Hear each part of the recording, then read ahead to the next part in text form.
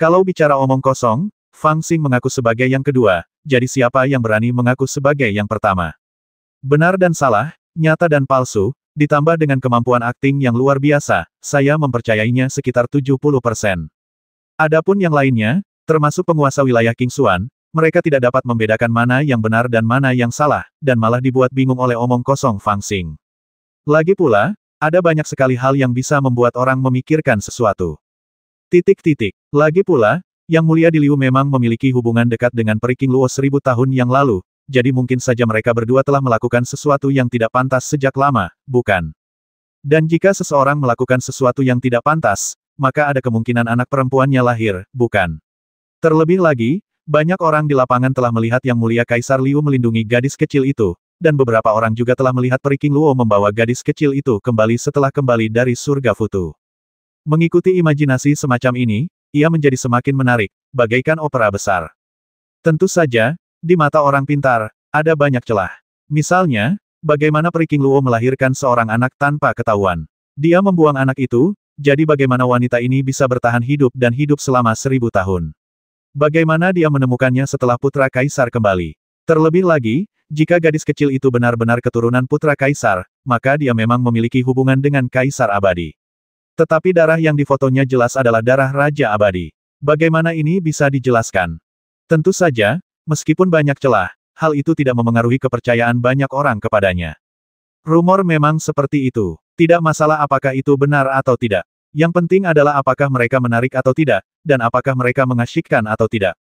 Dan inilah hadiah yang disiapkan Fang Xing untuk King Luo. Dia tidak tahu apakah King Luo dan Di Liu telah melakukan sesuatu yang tidak pantas, tetapi itu tidak menghentikannya untuk melaksanakan rencananya. Dia masih ingat ketika dia berada di alam naga, dia secara tidak sengaja mengatakan bahwa kulit King Luo sangat halus, dan Peri Hong Luo langsung ingin membasminya. Sejak saat itu, Fang Xing telah menebak sesuatu. Kemudian, Peri King Luo harus mengejarnya ke surga Futu. Dia tidak takut dituduh tidak melupakan perasaan lamanya terhadap Di Liu, tetapi masih ingin membasminya. Hanya dapat dikatakan bahwa dia ingin menyembunyikan rahasia yang lebih besar daripada tidak melupakan perasaan lamanya. Apakah ada rahasia yang lebih besar daripada tidak melupakan cinta lama? Itulah tubuh Yuan Yin yang murni dan bersih secara alami. Lagi pula, siapa Indra? Dia merupakan satu-satunya pangeran dari garis keturunan Langit Merah Agung dan pewaris warisan Kaisar Merah. Rekan Taoisnya juga akan memerintah Langit Merah besar bersamanya. Bagaimana mungkin keberadaan seperti Ibu Suri meninggalkan cacat dan noda? Dan karena King Luo tidak ingin meninggalkan noda, Fang Xing akan memperbesar nodanya. Kamu mencoba segala cara untuk menyembunyikan rahasia ini, jadi aku akan menceritakannya kepada semua orang. Aku tidak peduli apakah itu benar atau tidak, aku hanya ingin seseorang mempercayainya. Diam, penguasa wilayah Qingxuan memahami hal ini, dia pun meraung dengan marah, bagaikan guntur dan kilat, menghancurkan kehampaan. Hati setiap orang bergetar, dan banyak dari pikiran-pikiran mereka yang lain lenyap. Pada saat ini, penguasa wilayah Qingxuan sangat marah. Semua awan gelap terpengaruh oleh pikirannya, menutupi langit dengan rapat, kilat dan guntur, berderak dan merobek kehampaan dari waktu ke waktu. Dia menatap Fang Xing dengan matanya, dan bahkan tidak menyembunyikan niat membasminya. Dia meraung marah Kaisar Liu, aku melihatmu tumbuh dewasa. Meskipun dulu kau galak, kau tidak pernah sehina ini. Sekarang kau tidak punya bukti dan bicara omong kosong. Kau memfitnah putriku tanpa alasan. Apa kau tidak takut kehilangan muka demi Kaisar Abadi? Siapa yang tidak takut saat Dewa Emas marah? Bahkan para Dewa Tai yang berada di bawah kendalinya gemetar ketakutan dan panik saat ini. Bagaimanapun, makhluk ini dapat membasmi siapa saja di lapangan hanya dengan pikirannya. Bahkan si tua rusa pun diam-diam mengeluh dihadapkan dengan makhluk seperti itu, tidak ada gunanya membuatnya marah, jadi untuk apa repot-repot. Tetapi Fang Xing jelas berpikiran berbeda darinya. Dia dilahirkan dengan keberanian yang lebih besar dari langit.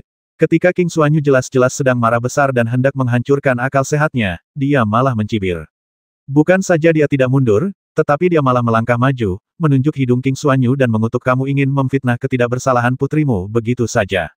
Beraninya kamu mengatakan itu. Tidak bisakah kata-kata kaisar ini dihitung? Penguasa wilayah Qingxuan mencibir dengan muram, kamu berbicara omong kosong dengan mulut merah dan gigi putih, dengan niat jahat dan penuh celah. Bukankah ini fitnah? Omong kosong. Fang Xing mencibir, pangeran ini punya saksi. Saksi. Penguasa wilayah Qingxuan tertawa marah, kau bisa begitu saja mencari seseorang untuk menjadi saksi. Aku bisa mencari 8 atau 10 orang untuk membuktikan bahwa pangeran itu berbicara omong kosong. Siapa yang tidak punya pasukan pembasmi?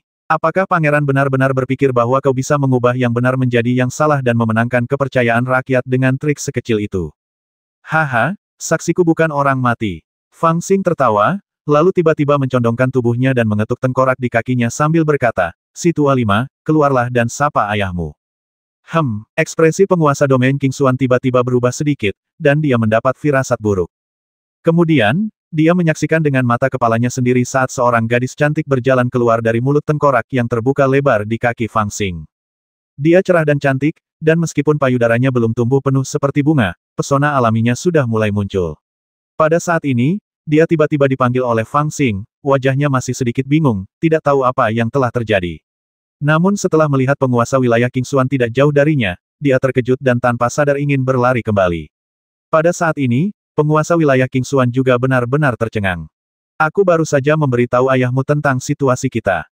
Fang Xing diam-diam mengirimkan sebuah pikiran suci padanya, lalu membusungkan dadanya dan berteriak, "Gadis, apakah menurutmu apa yang aku katakan itu benar?"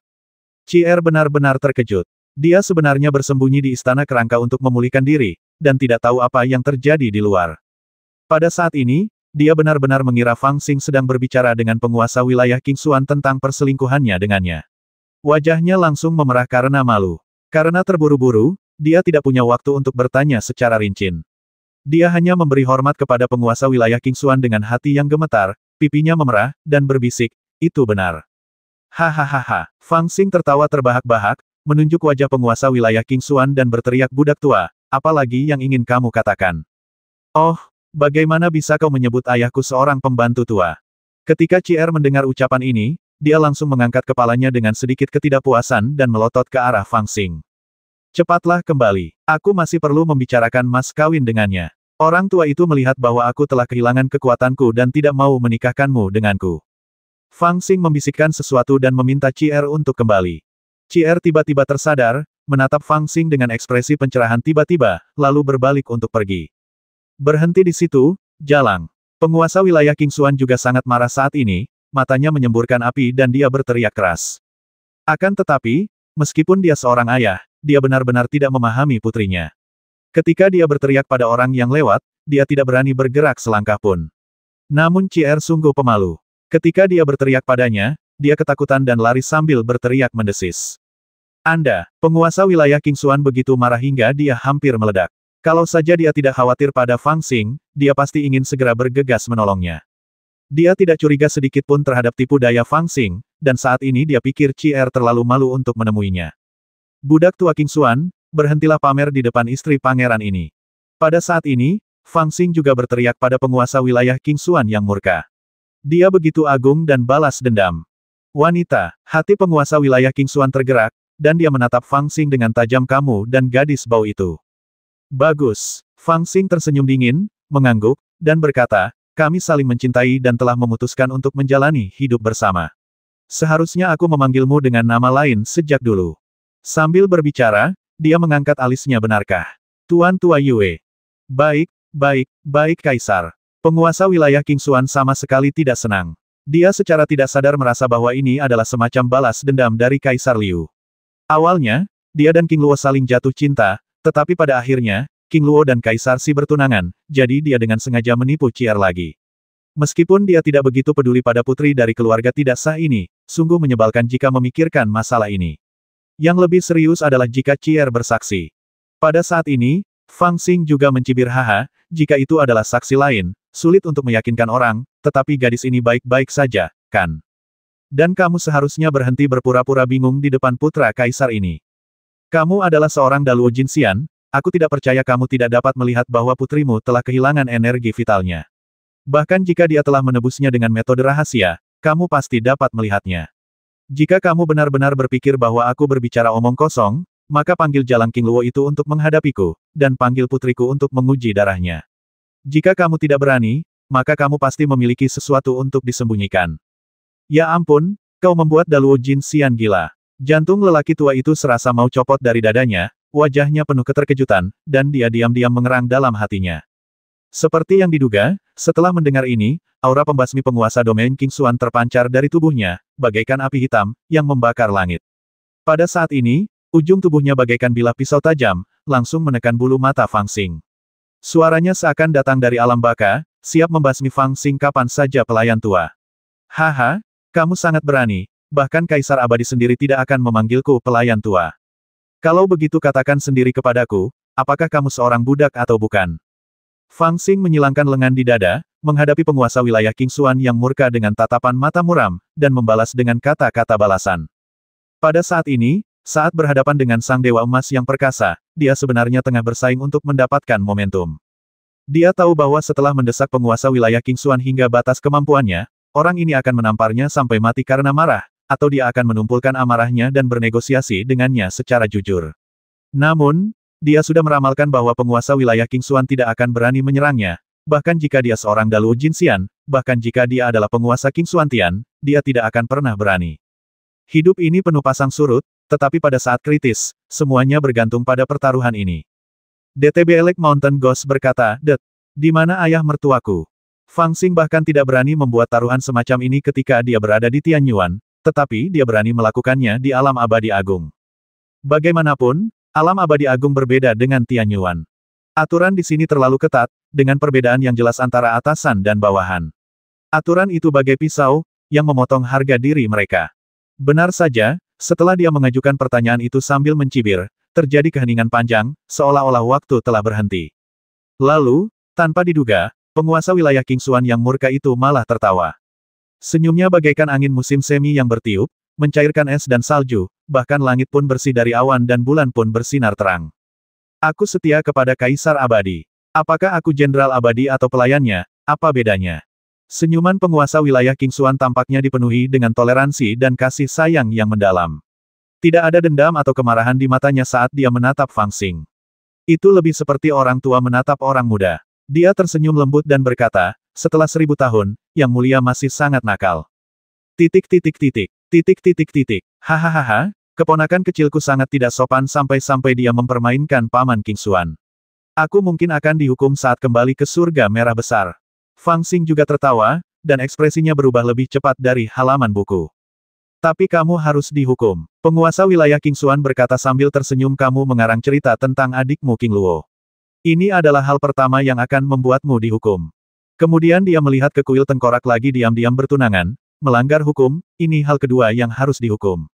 Haha, ini hanya obrolan biasa. Kalau Paman King Xuan tidak memaksaku melakukan ini, aku tidak akan mau melakukan ini. Fang Xing tertawa terbahak-bahak, dan berbicara dengan cara yang sama tenang dan kalemnya. Omong kosong, saya melakukan ini demi kebaikan yang mulia, mengapa saya harus memaksa Anda? Penguasa wilayah King Xuan meniup jenggotnya, tetapi dia sama sekali tidak menunjukkan aura agresif seperti sebelumnya. Hahaha, Fang Xing dan penguasa wilayah King Xuan tertawa pada saat yang sama, dan mereka sangat gembira. Adegan ini mengejutkan Lu Shou. Dia tua dan berpengalaman, dan dia benar-benar dapat memahami segala sesuatu yang dilakukan Fang Xing, tidak peduli metode yang dia gunakan atau apa yang dia katakan. Namun perbedaannya adalah bahwa rencananya sangat sederhana. Itu hanya masalah apakah dia bisa menggunakannya saat menghadapi Daluo Jinxian yang bisa memutuskan hidup dan matinya sendiri hanya dengan satu pikiran. Dia berpikir dalam hatinya bahwa dia tidak dapat melakukannya. Namun sekarang Fang Xing sudah benar-benar melakukannya, dan melakukannya dengan sangat terampil, dia tidak dapat menahan diri untuk tidak mendesah dalam hatinya dari mana orang menyebalkan kecil ini mendapatkan keberanian untuk melakukan hal ini. Palsu, tapi dia lebih berani dari pangeran asli. Yang Mulia, jangan sembarangan bicara. Anda boleh bercanda di depan saya, karena semua orang di sini adalah bawahan kami dan tidak akan ada yang menyebarkannya. Namun, jika Anda membicarakan hal-hal ini di luar sana, itu akan menjadi aib bagi garis keturunan langit merah besar kami. Haha, jangan membuat lelucon seperti itu di masa mendatang. Dan sungguh disayangkan Anda ingin bertemu dengan King Luo. Dia meninggalkan King Xuantian kemarin dan pergi ke luar angkasa untuk menemui Tuan Kaisar Si untuk meredakan pemberontakan. Akan sulit baginya untuk kembali sebelum dia memusnahkan kelompok pemberontak dengan asal-usul yang aneh. Apa? Pergi ke luar angkasa? Alis Fang Xing tiba-tiba berkerut, dan dia berpikir cemas dalam hatinya, tanpa mengucapkan sepatah kata pun untuk waktu yang lama. Pada saat ini, penguasa wilayah King Xuan juga tersenyum, tetapi matanya menatap dalam ke wajah Fang Xing, jantungnya berdebar kencang. Kita tidak boleh mengirimnya ke surga merah besar. Awalnya aku berpikir untuk menjauh dari masalah ini dan mengirimnya ke surga merah agung. Ketiga dewa abadi dapat menghadapinya dengan cara apapun yang mereka inginkan. Itu tidak ada hubungannya denganku. Aku akan membiarkan ketiga lelaki tua itu yang mengurusnya. Namun, aku tidak pernah menyangka bahwa bocah ini akan menjadi begitu jahat. Dia benar-benar mengancamku dengan reputasi King Luo dan entah bagaimana menipu wanita jalang itu, membuatku takut untuk bertindak gegabah. Sepertinya setelah tidak melihatnya selama 1000 tahun, kita benar-benar tidak bisa meremehkannya. Dia telah menjadi licik dan berani. Dia mengacaukan pertemuan kenaikan dan membawa banyak gerombolan. Dia juga memasuki Nest Wilderness. Apakah dia berencana untuk merebut persediaan untuk membangun prajurit abadi miliknya sendiri? Sambil memikirkannya, dia mencibir dalam hati dan perlahan mengerti. Ah, ya, karena orang ini sudah mulai membuat senjata abadi miliknya sendiri, itu berarti dia belum menyerah untuk bersaing dengan Kaisar Shi. Selain itu, dari apa yang kulihat dari kultivasinya, dia tidak setidak berguna yang dikatakan King Luo. Sebaliknya, dia memiliki aura tersembunyi. Meskipun dia tidak sehebat 1000 tahun yang lalu, dia tidak boleh diremehkan. Jika dia dibiarkan berkembang selama ratusan atau bahkan ribuan tahun, dia mungkin benar-benar memiliki dasar untuk bersaing dengan Kaisar Shi lagi. Dan apa yang dia rencanakan sekarang mungkin adalah untuk mengasingkan hubungan antara King Xuantian dan Kaisar Shi, sehingga aku dapat membantunya. Naif sekali. Dia pikir dengan melontarkan pernyataan-pernyataan gila dan menimbulkan masalah antara King Luo dan Kaisar Shi, dia bisa memaksaku untuk membantunya. 100 tahun yang lalu, saat King Luo dan Kaisar Shi bertunangan, aku sudah bertaruh pada Kaisar Shi. Tidak ada alasan untuk mengubahnya, apalagi pada orang yang tidak berguna seperti dia. Tapi kita harus berhati-hati dan jangan pernah biarkan dia kembali ke Dacitian. Kalau tidak, omong kosongnya akan menyebabkan banyak masalah dan akan merusak reputasi Luo'er. Kita juga harus berhati-hati agar Kaisar Shi tidak memiliki duri dalam hatinya. Bagaimanapun juga, penguasa wilayah King Xuan memikirkan hal konyol yang dilakukan putrinya 1000 tahun lalu, dan dia tidak bisa menahan rasa sakit kepala. Setelah mempertimbangkannya, dia telah mengambil keputusan, yaitu tidak membiarkan Kaisar Liu kembali ke langit merah agung. Dia harus mati. Di Dacitian hari ini, saya khawatir tidak ada seorang pun yang benar-benar berani membasminya. Paling-paling mereka hanya akan memenjarakannya. Sekarang setelah begitu banyak orang mengetahui pertemuannya dengannya, sulit untuk mencegah berita itu menyebar. Dalam keadaan ini, bahkan jika dia ingin mengatur kecelakaan untuknya atau mengirimnya ke lawan Kaisar Abadi, itu tidak mungkin. Lagi pula, jika dia melakukan itu, dia pertama-tama akan bertanggung jawab untuk melindungi putra Kaisar. Sekalipun kematian Kaisar Liu baik untuk semua orang, jika kematiannya berhubungan dengan dirinya, orang lain tidak akan mudah memaafkannya. Lagi pula, seperti katanya, dia hanyalah seorang pelayan tua. Kita tidak bisa mengirimnya kembali ke Dacitian. Dan kita tidak bisa membasminya dengan cara lain, jadi sekarang hanya ada satu pilihan. Di seluruh surga dan dunia, hanya ada satu orang yang berani membasminya. Pangeran Langit Merah Agung saat ini, Indra. Satu-satunya tempat di mana dia bisa mati dalam keadaan yang tidak jelas adalah luar angkasa yang dilanda perang. Tanpa bersuara, penguasa wilayah King Xuan telah membuat keputusan, tetapi tidak ada tanda-tanda cacat di wajahnya. Sebaliknya, dia sengaja menghela nafas dan berkata, "Ya, King Luo telah meninggalkan King Xuantian. Yang mulia, mengapa Anda tidak kembali ke Dacitian dan menunggunya?" Terjadi keheningan panjang lagi. Semua orang di sekitar dapat merasakan keanehan suasana, tetapi tidak ada seorang pun yang berani berbicara saat ini. Karena ayahku sudah menyendiri, tidak ada gunanya bagiku untuk bergegas kembali ke Langit Merah Agung. Setelah beberapa kali menarik napas, Fang Xing perlahan membuka mulutnya. Dia berbicara sangat lambat, seolah sedang memikirkan suatu penjelasan. Yah, kata-kata yang mulia masuk akal. Sebelum Kaisar Abadi menyegel tempat peristirahatannya, dia memerintahkan agar tidak ada seorang pun yang mengganggunya, dan yang mulia tidak terkecuali. Penguasa wilayah King Xuan merasa gembira, lalu perlahan membuka mulutnya dengan ekspresi sedikit tegas. Saya tidak berani menyembunyikan apapun dari Paman King Xuan. 1000 tahun yang lalu, saya kehilangan kesabaran dan ditekan selama 1000 tahun. Saya sangat malu sehingga saya menolak untuk kembali ke surga merah agung karena saya merasa malu melihat ayah saya dan 3 orang abadi lagi. Sekarang, saya mengandalkan sedikit pengalaman yang telah saya peroleh selama 1000 tahun terakhir untuk merekrut orang-orang berbakat, menekan pemberontakan, dan membangun pasukan abadi. Setidaknya, saya dapat melakukan sesuatu untuk ayah saya untuk menebus kesalahan saya. Fang Xing mengangkat kepalanya dan menatap ke arah penguasa wilayah King Xuan. Suaranya terdengar tidak tulus dan tak seorang pun akan mempercayainya. Namun, penguasa wilayah King Xuan segera berkata yang mulia sangat perhatian dan berbakti, Kaisar Abadi pasti akan mengerti. Tetapi sekarang saya pikir daripada melakukan hal-hal kecil di bawah perlindungan ayah dan paman King Xuan, akan lebih baik untuk benar-benar membuat beberapa prestasi besar. Sayang sekali meskipun saya memiliki beberapa prajurit gelandangan di bawah komando saya tidak memiliki sumber daya dan status. Aduh, Yang Mulia, apa yang sedang Anda bicarakan? Jika Anda membutuhkan perlengkapan, datang saja ke saya dan tanyakan. Penguasa wilayah King Xuan berbicara dengan suara tenang dan mantap, tidak sabar atau tidak sabaran, tetapi dia menjadi luar biasa mudah diajak bicara. Dia tidak hanya menyetujui masalah materi, dia juga tersenyum dan berkata, lagi pula, kamu adalah putra kaisar, dan kamu memiliki kehidupan abadi. Jika kamu ingin menekan pemberontakan demi kaisar abadi, bagaimana mungkin kamu tidak memiliki gelar? Penguasa wilayah King Xuan menyetujui begitu cepat hingga Lian Fangxing tertegun sejenak. Setelah beberapa saat, dia tertawa. Jadi, Paman King Xuan berjanji padaku untuk pergi ke luar wilayah itu. Penguasa wilayah King Xuan tertawa dan berkata, lebih dari setuju, aku bahkan bisa mengirimmu ke sana sendiri. Fang Xing cukup terkejut. Dia tidak pernah menyangka bahwa penguasa wilayah King Xuan akan menyetujuinya begitu saja. Penguasa wilayah King Xuan tidak pernah menyangka bahwa dia akan mampu membuatnya setuju untuk pergi ke luar wilayah tanpa membuang-buang usaha apapun. Setelah beberapa patah kata, keduanya tiba-tiba saling memandang dan tertawa. Mereka merasa semakin menyukai satu sama lain daripada sebelumnya. Heishan Laogui meminta maaf kepada semuanya. Saya kembali ke Qingdao dari kampung halaman saya hari ini. Saya berencana tiba pukul 4, tetapi lalu lintas di jalan terlalu padat. Saya baru saja sampai rumah dan tidak punya waktu untuk makan. Saya memberi kabar terbaru di sini sambil makan apel. Selain itu, kegiatan yang disebutkan kemarin juga akan diumumkan hari ini. Kompetisi ulasan karakter untuk Lai Tianji telah tiba. Peluncurannya secara resmi kemarin. Apakah kamu siap? Informasi acara spesifik akan dirilis secara resmi pada pukul 12 siang besok. Harap diperhatikan, hadiah uangnya sangat besar. Yang Mulia Pangeran telah mengambil keputusan dan ingin bergegas keluar angkasa untuk memadamkan pemberontakan dan mendapatkan pahala.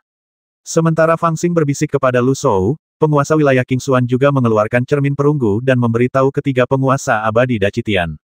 Dia berusaha sekuat tenaga untuk bertindak seolah-olah hal itu tidak ada hubungannya dengan dirinya dan hanya mengatakan bahwa Yang Mulia di Liu tidak ingin kembali ke Dacitian dan meminta petunjuk kepada tiga dewa abadi. Jika dia pergi keluar wilayah sekarang, bukankah itu sama saja dengan mengundang kematian? Cermin perunggu memperlihatkan gambar seorang lelaki tua dengan alis putih. Suaranya agak sinis, dan dia memandang penguasa wilayah King Xuan dengan jijik. King Xuanyu, menurut informasi yang kau berikan, masalah pangeran ketiga yang kehilangan kehidupan abadinya masih perlu dipertimbangkan, dan itu tidak dapat dihitung, tetapi kekuatannya memang jauh lebih buruk dari sebelumnya. Dengan kecerdasan pangeran ketiga, dia harus memahami bahaya seperti apa yang akan dia hadapi jika dia pergi ke wilayah luar. Aku benar-benar tidak mengerti manfaat apa yang akan didapat pangeran ketiga dari pergi ke wilayah luar. Apakah dia mencoba bersaing dengan Tuan Kaisar Si? Bukan kau yang memulainya, kan? Aku juga menerima berita bahwa ada keretakan antara King Luo dan Pangeran Ketiga. Apakah ini akan memengaruhi beberapa keputusanmu? Mata King Xuanyu berubah dingin, dan dia berteriak marah dengan suara rendah, lalu mengangkat kepalanya semuanya omong kosong, bagaimana kau bisa mempercayainya? King Luo murni dan tidak bersalah, dan dia memiliki pertunangan dengan Yang Mulia Kaisar Si. Masalah ini diputuskan oleh Kaisar Abadi sendiri, bagaimana dia bisa difitnah oleh orang menyebalkan itu? Yue Zun, harap berhati-hati dengan kata-katamu. Selain itu, jika ketiga dewa merasa itu tidak pantas, aku dapat mengirim Yang Mulia kembali ke Dacitian, dan kau dapat memutuskan nasibnya. Tidak perlu. Melihat nada bicara King Xuanyu yang agak tidak bersahabat, seorang Yang Mulia abadi lainnya mengambil alih kata-kata Yue Zun, melambaikan tangannya dengan lembut, dan berkata Tuan wilayah King Xuan, tidak perlu marah. Tidak seorang pun akan menganggap serius hal-hal yang tidak berdasar ini. Adapun pangeran ketiga, karena dia punya niat, maka biarkan dia pergi keluar wilayah untuk mencoba peruntungannya. Bagaimanapun, dia juga putra kaisar, dan sudah menjadi tugasnya untuk melakukan bagiannya bagi langit merah besar. Adapun hal-hal lainnya. Dia berhenti sejenak, tersenyum lembut, dan berkata dengan suara yang nyaris tak terdengar biarkan kedua saudara itu menyelesaikan masalah mereka sendiri. Mungkin, setelah bertemu dengan Tuan Disi, Yang Mulia di Liu akan menyadari kesenjangan antara kedua belah pihak dan berhenti berhayal. Apakah kamu benar-benar akan keluar dari domain itu? Segala sesuatunya berjalan mulus tanpa diduga. Penguasa wilayah King Xuan, yang datang ke hutan belantara dengan momentum besar untuk menangkap Fang Xing dan membawanya kembali ke langit merah agung, tiba-tiba mengubah sikapnya. Bukan saja dia tidak menyebutkan akan membawanya kembali ke Great Scarlet Heaven, tetapi dia juga sepenuhnya mendukung apa yang akan dia lakukan sekarang. Melihat Fang Xing membutuhkan sumber daya untuk melatih pasukannya, dia setuju untuk membantunya mempersiapkan senjata dan baju zirah abadi, serta ramuan berharga, obat-obatan ajaib, anak panah abadi, dan busur dewa yang dibutuhkan untuk ekspedisi tersebut. Dikatakan pula bahwa dia secara pribadi mengajukan permohonan kepada Langit Merah Agung dan meminta ketiga dewa untuk mendapatkan dekrit abadi bagi Fang Xing, sehingga dia akan memiliki alasan yang sah. Fang Xing ingin mendirikan sekte Tao di daerah liar Qingxuantian ini, dan penguasa wilayah Qingxuan langsung menyetujuinya. Dia mengalokasikan wilayah yang luas dan bahkan mengirimkan hantu-hantu kuat dan prajurit serban kuning dari Qingxuan Immortal Mansion untuk membantunya memindahkan tanah dan ubin, membangun istana dan aula, serta membangun istana Qingxuan. Bahkan Lu Shou dan yang lainnya sedikit terkejut, dan mereka sekali lagi terkesan dengan keterampilan negosiasi khusus pihak lain. Wanita jalang itu sudah keluar dari wilayah ini, dan si buta kecil itu juga sudah keluar dari wilayah ini. Sudah sewajarnya aku juga harus keluar dari wilayah ini. Fang Xing berkata dengan acuh tak acuh, lalu mengeluarkan gulungan Dao Cutting Axis, membolak-baliknya dengan perlahan. Setelah beberapa saat, dia tersenyum jahat, yang lebih penting, aku menemukan bahwa jika aku ingin menumbuhkan aura pembasmi, alam liar Qingxuantian ini terlalu kecil dan memiliki terlalu sedikit orang yang kejam. Itu tidak cukup. Mungkin aku benar-benar perlu pergi ke luar angkasa, tempat paling kacau di 33 surga, dan membuat masalah. Sayangnya, kita baru berada di alam abadi agung selama beberapa hari, dan kita harus pergi lagi. Si Tua Lu merasa sedikit menyesal, menggelengkan kepalanya dan mendesah, sepertinya baru menyadari sesuatu. Dia melihat sekelilingnya dan tidak menemukan seorang pun di sekitarnya, tetapi dia tetap memasang penghalang supaya orang lain tidak mendengar apapun. Kemudian dia merendahkan suaranya dan berkata kepada Fang Xing dengan wajah serius juga, ada pertanyaan lain yang sangat penting. Kamu belum menyadari siapa pemberontak asing yang mereka bicarakan, kan? Kemungkinan besar mereka adalah para kultivator Tianyuan yang datang dari Jalan Abadi Tao. Apakah kamu benar-benar siap untuk melawan mereka? Senang sekali bertemu teman lama. Fang Xing mengangguk, tampak tidak ambil pusing dengan masalah itu, tetapi malah menantikannya. Faktanya, setelah dia mendengar King Luo pergi ke alam luar, dia sudah memutuskan untuk bergegas ke alam luar. Pertama, dia ingin membasminya dan melampiaskan amarahnya. Kedua, rahasia gadis kecil buta itu membuatnya merasa sedikit khawatir, dan dia harus mencari tahu kebenarannya. Menurut berita yang diterimanya dari Guan Feixing dan mantan bawahan Kingxi lainnya, berita yang ditinggalkan oleh Raja Abadi Kingxi sebelum kematiannya seharusnya terkait dengan rencana Tianyuan untuk menipu surga. Ketika Fang Xing teringat pada 9 peti mati dan sosok misterius yang memiliki kekuatan sihir hebat seperti gadis teratai namun hanya bersembunyi dan mengabaikan orang-orang, menatap dingin ke arah Tianyuan, dia merasakan tekanan yang tak dapat dijelaskan dan hawa dingin di hatinya. Dia sudah menduga bahwa pasti ada suatu rencana rahasia yang dilakukan untuk mengendalikan nasib Tianyuan. Rahasia yang ditinggalkan Raja Abadi Kingxi pada gadis kecil buta itu pasti ada hubungannya dengan rencana itu. Fang Xing sendiri meninggalkan Tianyuan dan memasuki alam abadi agung. Bisa dikatakan dia telah lolos dari lautan penderitaan dan terbebas dari rencana itu. Tetapi bagaimanapun juga, saudara-saudara itu semuanya ada di Tianyuan, di bawah pengawasan orang-orang itu. Sebelumnya, melalui cermin ilusi Taiksu, dia secara tidak sengaja melihat sekilas miniatur perang itu, jadi Fang Xing tidak bisa tidak khawatir. Oleh karena itu, Fang Xing mengerti bahwa dia harus melakukan perjalanan ini, tetapi dia tentu tidak menduganya. Awalnya ia mengira akan ada beberapa kendala, tetapi hasilnya luar biasa mulus.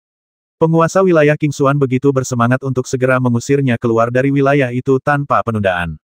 Laporan, aku, Sang Abadi, telah diperintahkan oleh penguasa wilayah Azure Mendalam untuk membawakan kepada Yang Mulia 800 set baju zirah emas biru kualitas rendah, 300 set baju zirah besi hitam kualitas menengah, 10 set baju zirah emas peri merah kualitas tinggi, 100 busur setan banteng yang kuat, 10.000 anak panah bintang jatuh hitam abadi, dan 80 kuda setan melangkahi bulan. Melapor kepada Yang Mulia, saya di sini atas perintah penguasa wilayah Qingxuan untuk mengirim 3 kapal antar wilayah kelas abadi kepada Yang Mulia. Melapor kepada Yang Mulia, saya di sini atas perintah penguasa wilayah Qingxuan untuk membawakan Anda 30.000 pil abadi dan 10.000 pil berharga. Melaporkan kepada Yang Mulia, ketika dia berbicara, teriakan keras terdengar di udara di luar aula. Ternyata para pejabat abadi yang mengawal perbekalan telah tiba. Kau datang secepat ini. Fang Xing merasa sedikit terkejut. Dia bertukar pandang dengan Lu Shou, dan mereka berdua meninggalkan kuil kerangka untuk memeriksa. Bahasa Indonesia. Namun, di luar kuil kerangka, di sebidang tanah kosong yang luas, terdapat segunung perlengkapan dan baju zirah yang berharga, berjejer rapi, menunggu untuk diperiksa. Tumpukan baju zirah yang berharga, busur dewa, ramuan ajaib dan obat-obatan yang berharga itu sungguh mengejutkan. Di sisi lain, ada seekor kuda ibel bersenjata lengkap bernama Senjun Fengfan, berdiri di atas awan ajaib. Di samping tumpukan perbekalan itu, bahkan ada sebuah kapal perang abadi yang besar yang ditutupi dengan bendera formasi, megah dan menakjubkan. Seluruh tempat itu dipenuhi dengan cahaya abadi dan udara ungu, yang benar-benar mempesona dan menggairahkan, membuat jantung orang berdebar kencang. Pada saat ini, kelompok bandit abadi Fang Xing yang tidak tahu apa-apa sudah berkumpul di samping, menunjuk dan berbicara dengan penuh semangat, tetapi mereka tidak berani mendekat karena para pejabat abadi yang dikirim oleh penguasa wilayah Qingxuan sedang berjaga di samping. Alam abadi agung memang alam abadi agung, ia memiliki fondasi yang mendalam. Fang Xing melangkah maju untuk menghitung perlengkapan ini. Dia merasa telah memperoleh pengetahuan baru, dan semakin dia mencari, semakin takut pula dia.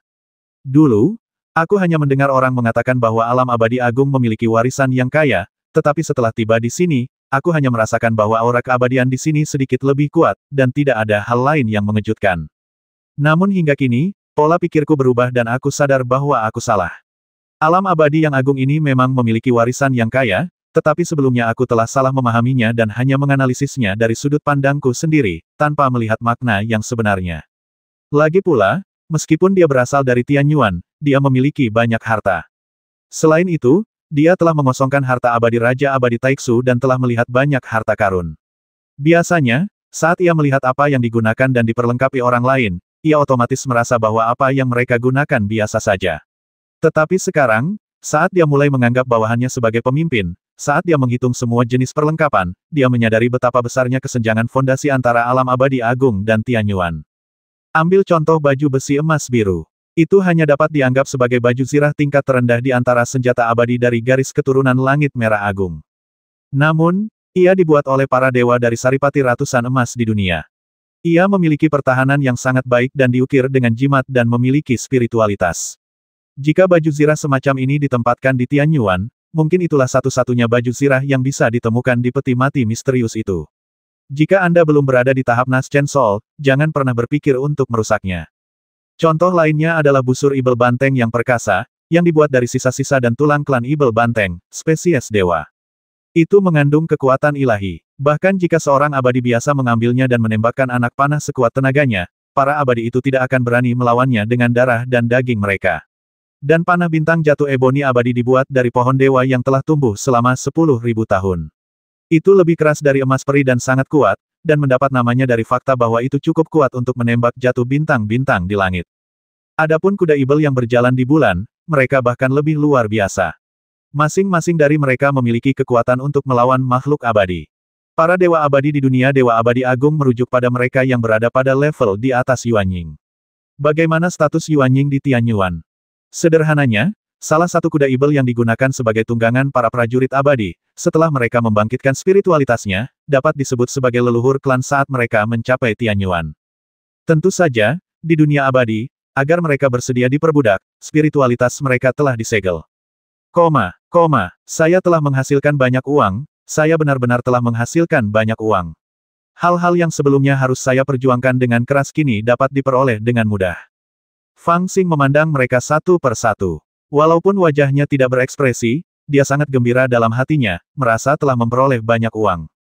Melihat hal ini, petugas abadi yang mengawal di sebelahnya membawa beberapa buku giok dan berkata, jika tidak ada masalah, silakan periksa, pangeran.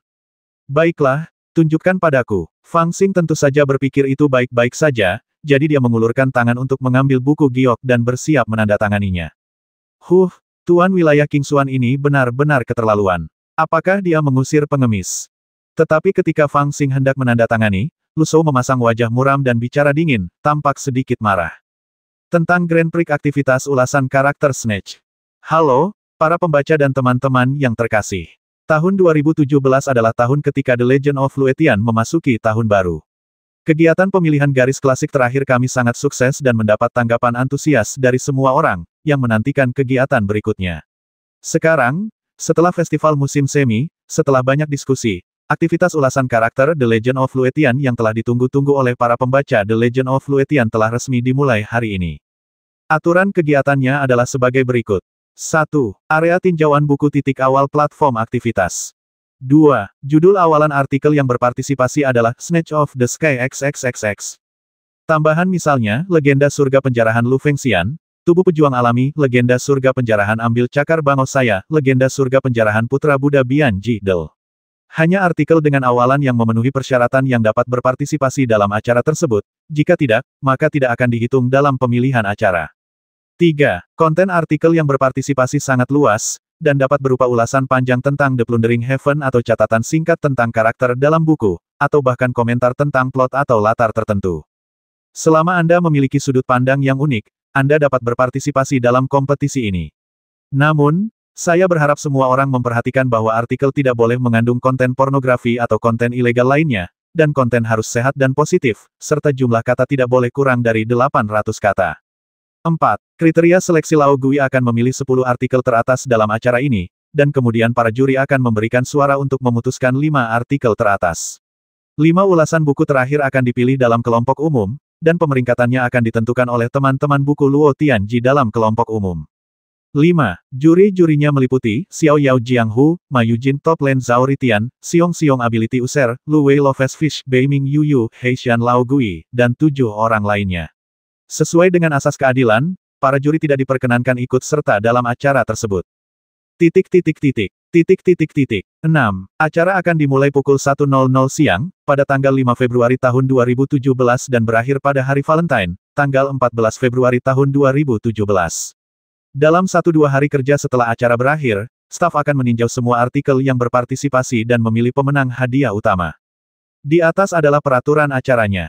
Bagian selanjutnya adalah yang paling menarik dan yang paling diperhatikan semua orang, tentu saja, adalah hadiahnya.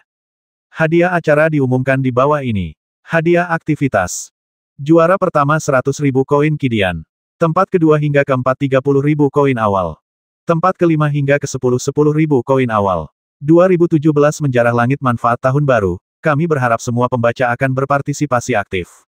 Di tahun baru, Lao Gui akan terus bekerja keras, dan berharap semua orang akan terus mendukung Lao Gui dan Luo Tianji. Luo Tianji akan terus merencanakan kegiatan kesejahteraan seperti ini di masa mendatang. Saya berharap semua orang akan memberikan dukungannya kepada Lao Gui dan Luo Tianji. Akhirnya, ucapan terima kasih khusus kepada Aliansi No. 1 Lietian, Xiao Yao Jianghu, dan komentator No. 1 Lietian, Ma Yujin, atas dukungan kuat mereka untuk acara ini. Apakah kamu masih belum puas dengan semua harta ini? Fang Xing tertegun sejenak, lalu menatap Lu Shou dengan heran, bertanya-tanya mengapa lelaki tua ini punya nafsu makan yang begitu besar. Haha, benda-benda ini dulunya dianggap harta karun di Tianyuan, tapi sekarang, semuanya hanya seperti sampah. Jenggot Pak Tua Rusa berkibar karena marah, dan dia berkata dengan marah, lihat saja peralatan yang digunakan Kaisar Si saat dia berperang. Sambil berkata demikian, dia menyerahkan sebuah gulungan kepada Fang Xing untuk diperiksa. Itulah berita yang telah mereka dengar. Fang Xing menerimanya dengan beberapa keraguan. Dia mengambilnya di tangannya dan mengamatinya. Wajahnya berangsur-angsur menjadi gelap. Dia akhirnya mengerti dari mana datangnya kemarahan lelaki tua itu. Apa yang diperintahkan penguasa wilayah Qingxuan kepada anak buahnya untuk dikawal ke sini memang suatu hal baik, jarang terlihat bahkan di Tianyuan. Tetapi hal-hal yang baik harus dibandingkan dengan siapa? Hal-hal baik yang saya lihat dari sudut pandang Tianyuan jauh lebih rendah daripada yang dilihat orang lain. Selama 3 hari singkat saat Qingxuan Tian menyiapkan perbekalan untuk kelompok Fang Xing, Lu Shou tidak berdiam diri. Dia bekerja sama dengan Taixu Baby untuk memperoleh banyak informasi intelijen. Apa yang baru saja dia serahkan kepada Fang Xing adalah hasil pengumpulan mereka selama beberapa hari terakhir. Singkatnya, itu bukan sesuatu yang langka. Itu hanya rumor kasar tentang perbekalan saat Kaisar Si pergi ke wilayah luar. Ribuan armor emas peri merah kualitas terbaik, armor besi hitam kualitas menengah, dan armor emas biru kualitas rendah yang tak terhitung jumlahnya. 3.000 busur ibel banteng yang kuat dan bermutu tinggi, 100.000 anak panah matahari terbenam tulang mistik. 3.000 harimau ibel sisik merah tingkat atas. 30 kapal abadi antar domain. 100.009 harta karun abadi, 30.009 harta karun abadi yang dimurnikan. Beberapa di antaranya merupakan informasi akurat yang diperoleh dari alam surga Qingxuan, dan beberapa lainnya hanyalah rumor. Informasinya tidak jelas, tetapi secara umum, seharusnya tidak ada masalah. Informasi-informasi inilah yang membuat Fang Xing mengerti sumber kemarahan Lu Shou. Membandingkan diri Anda dengan orang lain hanya akan membuat Anda marah. Awalnya, dia sungguh puas dengan perbekalan yang dikirim oleh penguasa wilayah Qingxuan, tetapi saat itu dia tidak tahu perbekalan apa saja yang dimiliki Kaisar Shi. Sekarang setelah dia tahu, setelah membandingkannya, dia benar-benar merasa seperti seorang pengemis yang diusir. Awalnya aku mengira kalau 800 set baju zirah emas biru dan 300 set baju zirah besi hitam bukanlah jumlah yang sedikit. Namun setelah membandingkannya, aku menyadari bahwa saat Kaisar Shi pergi berperang, dia hanya memiliki 1000 set baju zirah emas peri malam merah tingkat atas saja, dan set baju zirah tingkat menengah dan rendah yang tak terhitung jumlahnya. Anda harus tahu bahwa baju zirah emas peri malam merah kelas atas ini seluruhnya terbuat dari emas peri, dan rune diukir di atasnya oleh seorang abadi yang bermartabat. Terus terang saja, Fang Xing bahkan tidak akan merasa jijik jika dia mengenakan baju besi emas peri semacam ini, dan dia bahkan menganggapnya cukup agung. Dia bermaksud meninggalkan 10 set baju zirah ini di tangannya untuk bawahannya seperti Lu Shou, tetapi sekarang dia tahu bahwa prajurit elit di bawah Kaisar Shi semuanya mengenakan ini. Singkatnya, baju zirah yang dikenakannya tidak sebagus yang dikenakan bawahannya. Adapun busur setan banteng, konon katanya sangat langka sehingga dia hanya memberikan 100 buah saja, dan dia merasa puas dengan jumlah itu. Namun, dia tidak menyangka bahwa saat dia mengirimkannya kepada Kaisar Shi, jumlahnya sudah ada 1000. Anak panah yang mereka gunakan adalah anak panah tulang misterius matahari terbenam, yang konon terbuat dari tulang-tulang klan dewa yang jatuh.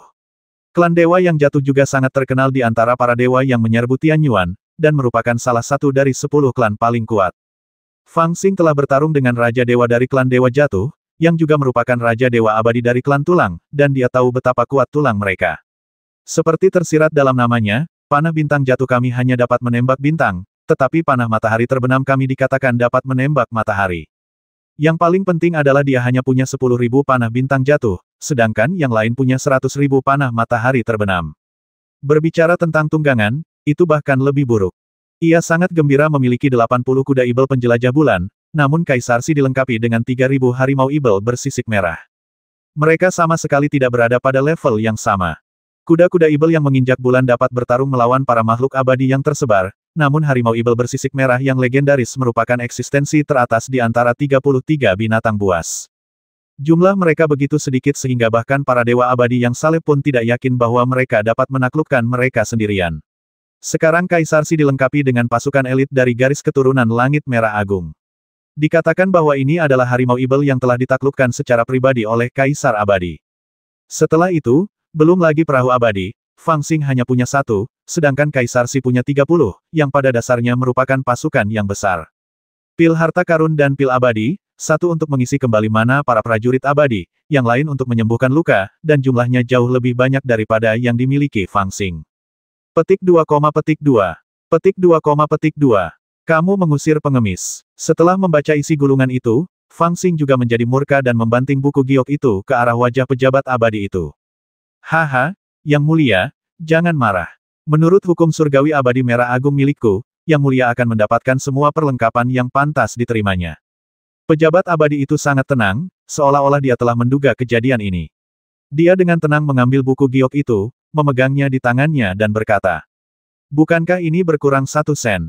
Fang Xing mengambil gulungan yang diserahkan Lu Shou kepadanya dan menyodorkannya langsung ke wajah pejabat abadi. Mengapa ada perbedaan yang begitu besar antara kamu dan dia? Oh, Yang Mulia memang mempertimbangkan ini, hehe. Pejabat abadi itu tampak tenang dan tersenyum, berkata, situasinya berbeda. Ketika Kaisar Shi pergi ke wilayah luar, Kaisar abadi belum mengasingkan diri. Sebagian besar peralatan ini diberikan kepadanya dengan persetujuan Kaisar abadi sendiri, sehingga Kaisar Shi dapat memberikan kontribusi besar dalam menekan pemberontakan di wilayah luar. Dapat dikatakan bahwa banyak peralatan yang jauh melampaui ketentuan hukum abadi.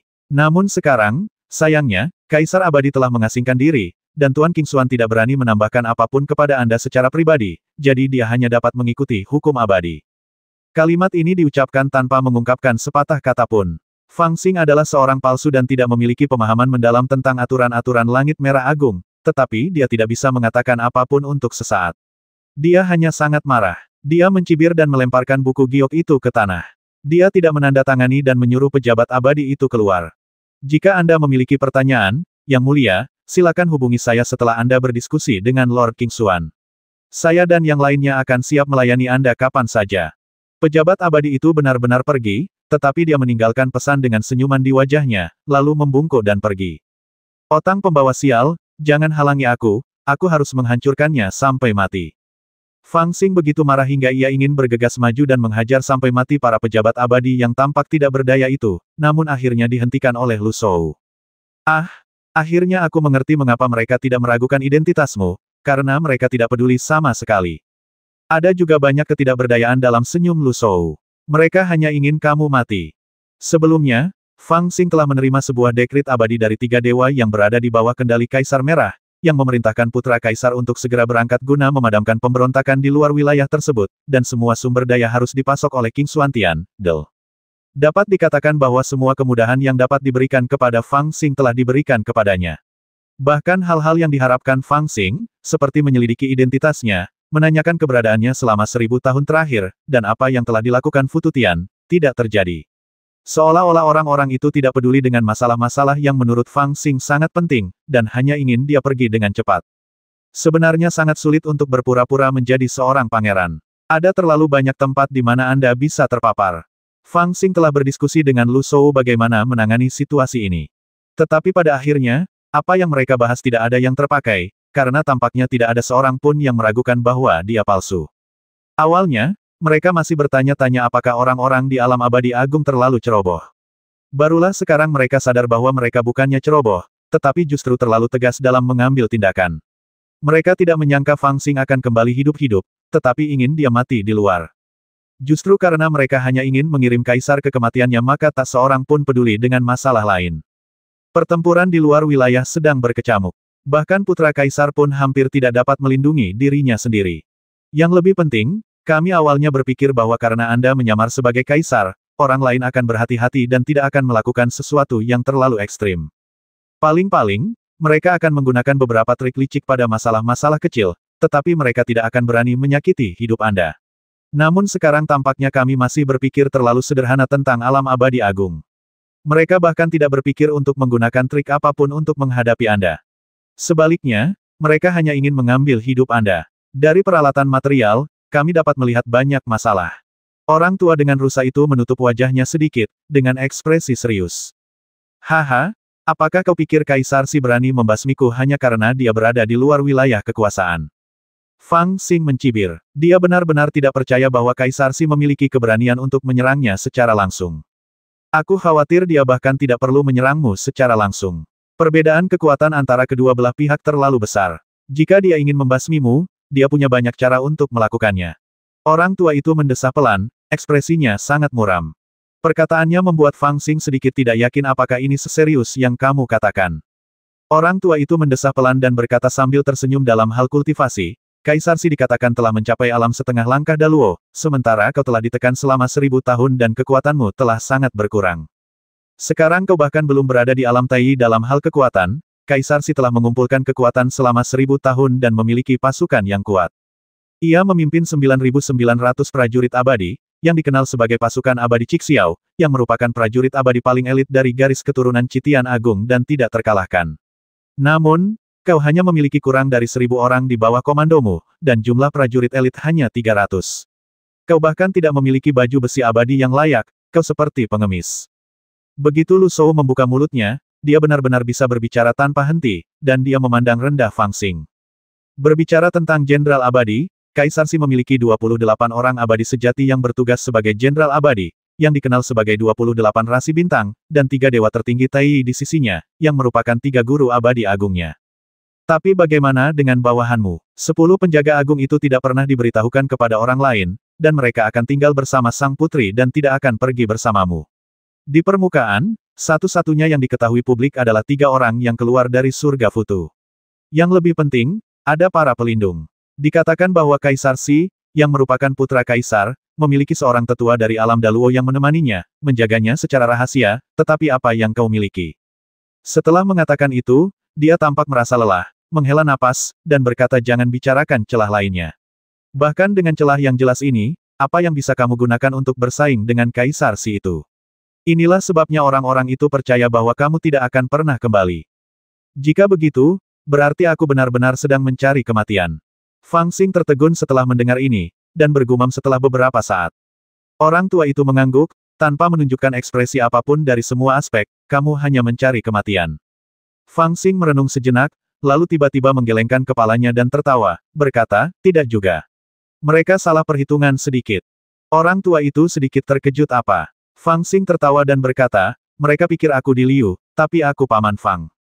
Ketika dia mengatakan hal itu, dia tampak sedikit bangga saya sangat hebat.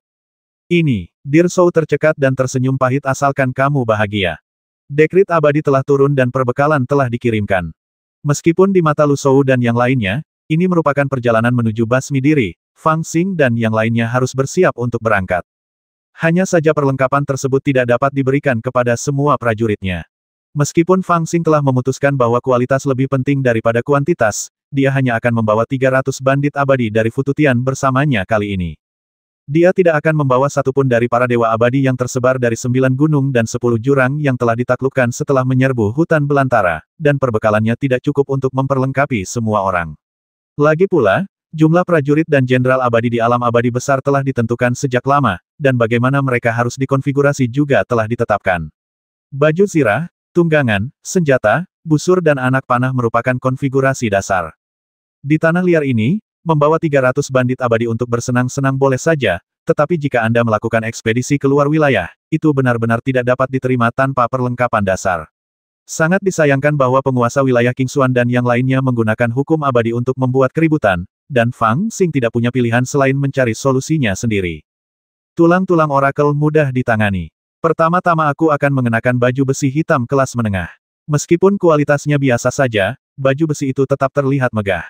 Fang Xing hanya bisa memikirkannya terlebih dahulu untuk senjata, siapa di antara orang menyebalkan itu yang tidak memiliki senjata ajaib yang cocok untuk mereka.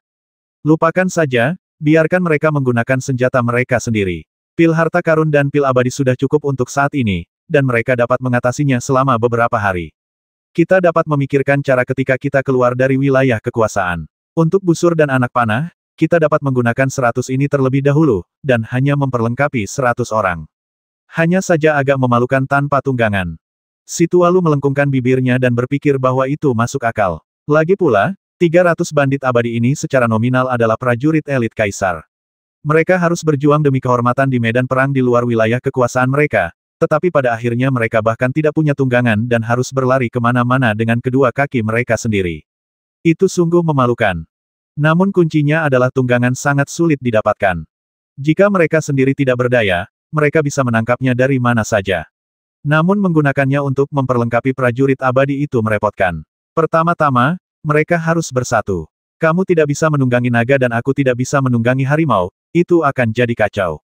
Kedua, tidak ada gunanya kalau kemampuan tunggangannya terlalu rendah. Begitu mereka masuk ke medan perang dan dikejutkan oleh kekuatan abadi, mereka akan mengompol dan menjadi berantakan, serta tidak ada gunanya. Tuan, kepala pelayan Lu. Tepat ketika mereka sedang sakit kepala, mereka mendengar seseorang berteriak di luar kuil kerangka. Mereka keluar dan melihat si katak bahagia dengan senyum lebar di wajahnya. Dia mengenakan jubah biarawan terbuka, memperlihatkan perutnya yang gemuk dan dua kaki busurnya yang kurus. Dia berkata dengan bangga, kalian berdua mengkhawatirkan tunggangan itu.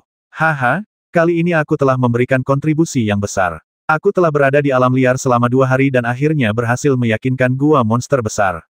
Mereka juga tahu bahwa dunia telah berubah drastis dan mereka tidak dapat bersembunyi lebih lama lagi. Mereka dengan sukarela bergabung dengan pemimpin dan bersaing untuk mendapatkan kehidupan abadi. Gua monster besar. Setelah mendengar ini, Fang Xing dan Lu Shou keduanya sedikit terkejut. Mereka saling berpandangan dan merasa sedikit terharu. Kodok bahagia ini juga merupakan suatu pengecualian. Saat itu, dia tersihir oleh bayi Taiksu di negeri dongeng. 2 Dao Lord lainnya tewas dan 1 orang terluka. Kemudian, mereka semua melarikan diri. Hanya dia yang mengikuti Taiksu Baby dengan sepenuh hati. Dia juga bersama Fang Xing. Sayangnya, kultivasinya tidak tinggi, kekuatannya rata-rata, dan dia tidak dipercaya. Meskipun Fang Xing kemudian memperoleh sejumlah besar kehidupan abadi, termasuk bagian untuknya, itu selalu berada di tangan Lu Shou. Dia tidak dibolehkan memberikannya sebelum dia melakukan amal saleh. Beliau pun memahami hal ini dan terus berpikir tentang bagaimana caranya agar dapat berbuat kebajikan yang besar dan memperoleh kehidupan abadi. Dalam beberapa hari terakhir, Fang Xing dan Lu Shou sibuk bertarung di sana-sini, tetapi dia malah berkeliaran. Tidak seorang pun tahu apa yang sedang dilakukannya. Tidak ada seorang pun yang peduli padanya.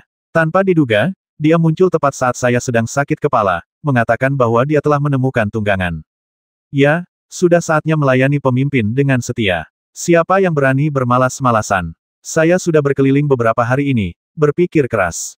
Si katak bahagia menjadi sombong, mendesah dalam-dalam, dan mulai mengeluh. Berhenti bicara omong kosong. Di mana gunungnya? Fang Xing berteriak, menyela kata-katanya dan bertanya dengan penuh semangat. Ini dia. Si katak bahagia memahami situasi tersebut, tertawa dan bertepuk tangan.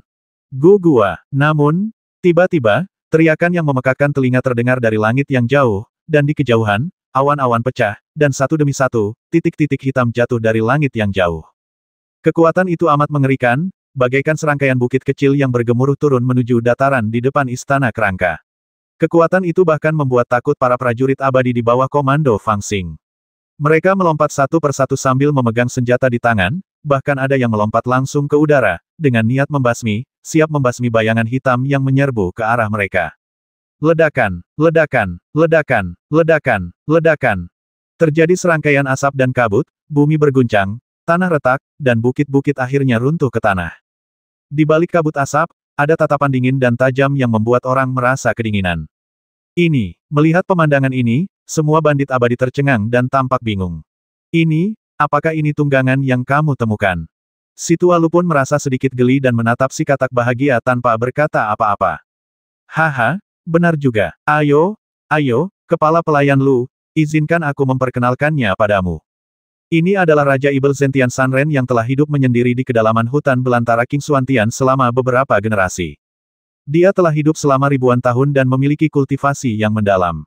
Pada awalnya, Raja Abadi Taixu mengeluarkan dekrit abadi untuk mengundangnya ke kota abadi, tetapi dia menolaknya. Kemudian, setelah perubahan besar di dunia, dia juga pensiun ke hutan belantara bersama rakyatnya dan tidak peduli dengan dunia. Dikatakan bahwa penguasa wilayah King Xuan tidak pernah berani menyerbu hutan belantara, hanya untuk memberinya muka, dan aku telah bekerja sangat keras untuk. Katak bahagia memperkenalkannya dengan riang, dengan ekspresi serius di wajahnya. Apa? Raja Ibel, dia hanya saudaramu, kan? Fang Xing langsung memotongnya dan menatap kosong ke arah Zentian Sanren. Tidak mengherankan jika dia menebak seperti ini. Tunggangan yang ditemukan Happy Tot benar-benar mirip dengan kerabatnya. Karena mereka hanya sekelompok kodok. Mungkin jumlahnya ratusan, dan masing-masing memiliki tingkat kultivasi yang tinggi. Hampir semuanya sekuat kuda Ibel penginjak bulan, dan beberapa bahkan memiliki aura yang lebih kuat. Mereka berjongkok di sana, tidak tersenyum, dengan tatapan mata dingin, yang membuat orang merasa kedinginan hanya dengan melihat mereka. Tapi, toh itu kodok. Ini, memang bisa dianggap sebagai saudara jauh. Si katak bahagia agak terdiam, tertawa canggung saat berbicara. Kau ingin prajurit abadi kita menunggangi seekor kodok. Orang tua itu sudah murka, dan menatap si katak bahagia dengan dingin, yang membuat si katak bahagia merasa bersalah. Haha, anak-anak di bawah komandoku semuanya adalah darah Raja Ibel. Mereka memiliki dasar yang dalam dan berani bertarung dan membasmi. Dalam hal keberanian, mereka tidak pernah kalah dari siapapun. Dalam hal keterampilan, mereka tidak takut pada siapapun. Dalam hal kecepatan, mereka dapat melompat ribuan mil, yang jauh di luar jangkauan orang biasa. Bahkan Taixu, yang dulunya seorang peri, ingin meminta anak-anakku untuk menjadi prajurit dan jenderal abadi, tetapi aku tidak setuju. Sekarang aku membiarkan mereka menjadi tungganganmu, tetapi kamu masih membenci mereka. Haha, Xiao Shizi mengatakan bahwa pangeran ketiga ambisius dan memiliki visi yang bagus, tetapi itu belum tentu benar. Sebelum kodok yang gembira itu bisa berbicara, kodok tua yang menjadi pemimpinnya tidak setuju dan berkata sambil mencibir. Ketika lelaki tua Lu melihat ini, dia terdiam dan hanya menatap Fang Xing. Katak tua itu cukup kuat, dan telah mencapai alam Tai. Dia mungkin adalah Ibel yang hebat. Siapa bilang aku tidak setuju? Fang Xing tertawa ketika mendengarnya. Dia menoleh ke arah Zentian Sanren dan berkata sambil tersenyum, mereka memang sekelompok orang baik. Sayang sekali bakat mereka terbuang sia-sia jika dijadikan tunggangan. Kodok tua, mengapa kau rela memberiku keuntungan sebesar itu secara cuma-cuma? Kalau kau punya syarat, sebutkan saja dulu. Haha, oke. Katak tua mendengarnya, namun tidak marah.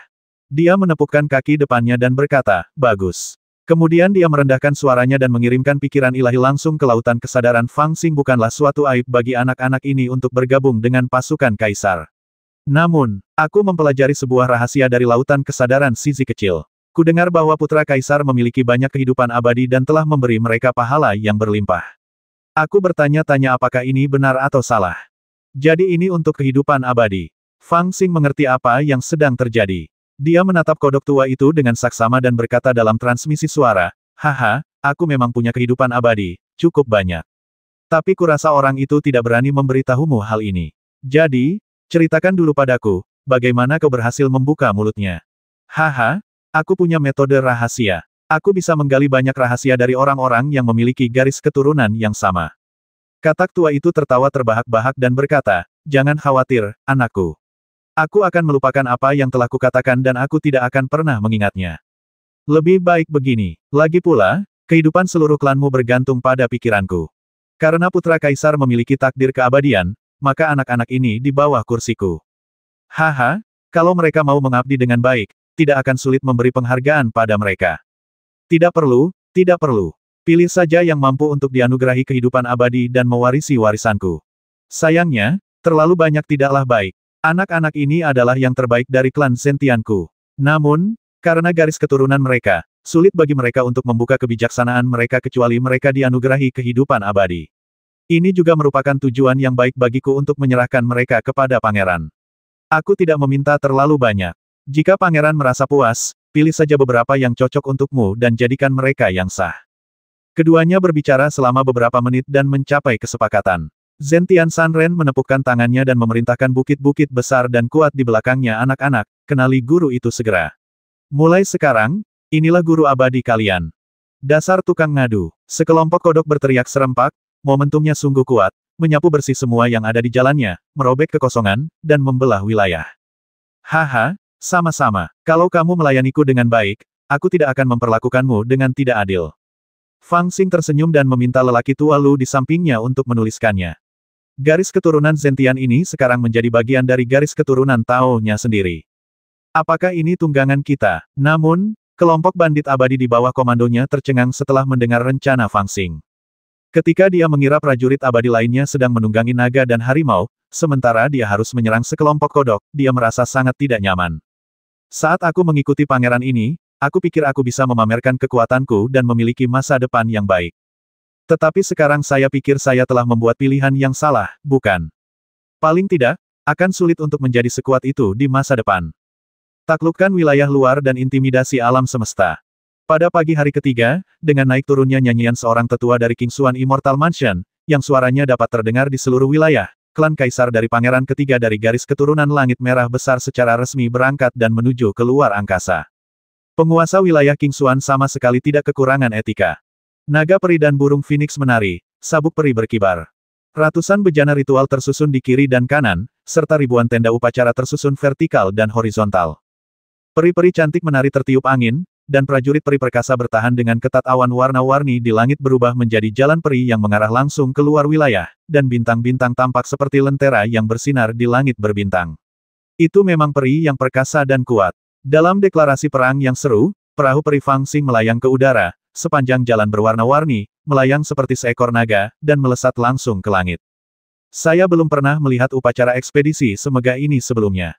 King Xuantian tidak tahu berapa banyak orang yang menonton upacara ini, dan mereka semua tersenyum pahit. Tepatnya, upacara yang disiapkan oleh King Xuantian kali ini benar-benar bagus, sangat disayangkan bahwa protagonis upacara ini tidak cukup baik. Anda harus tahu bahwa ketika Kaisar Si pergi berperang, ia membawa hampir 10.000 prajurit abadi bersamanya. Setiap 300 prajurit abadi mengambil satu perahu, yang mengisi 30 perahu abadi. Selain itu, ada alkemis, ahli formasi, dan ahli senjata dari berbagai departemen. Kekuatan mereka sungguh padat dan dahsyat. Bahkan dikatakan bahwa ketika Peri King Luo bergegas ke wilayah luar, dia juga membawa 1.000 prajurit abadi bersamanya, yang cukup untuk 3 perahu abadi. Tetapi Kaisar Liu ini, hanya ada 300 prajurit abadi, dan mereka memusnahkan seluruh perahu abadi.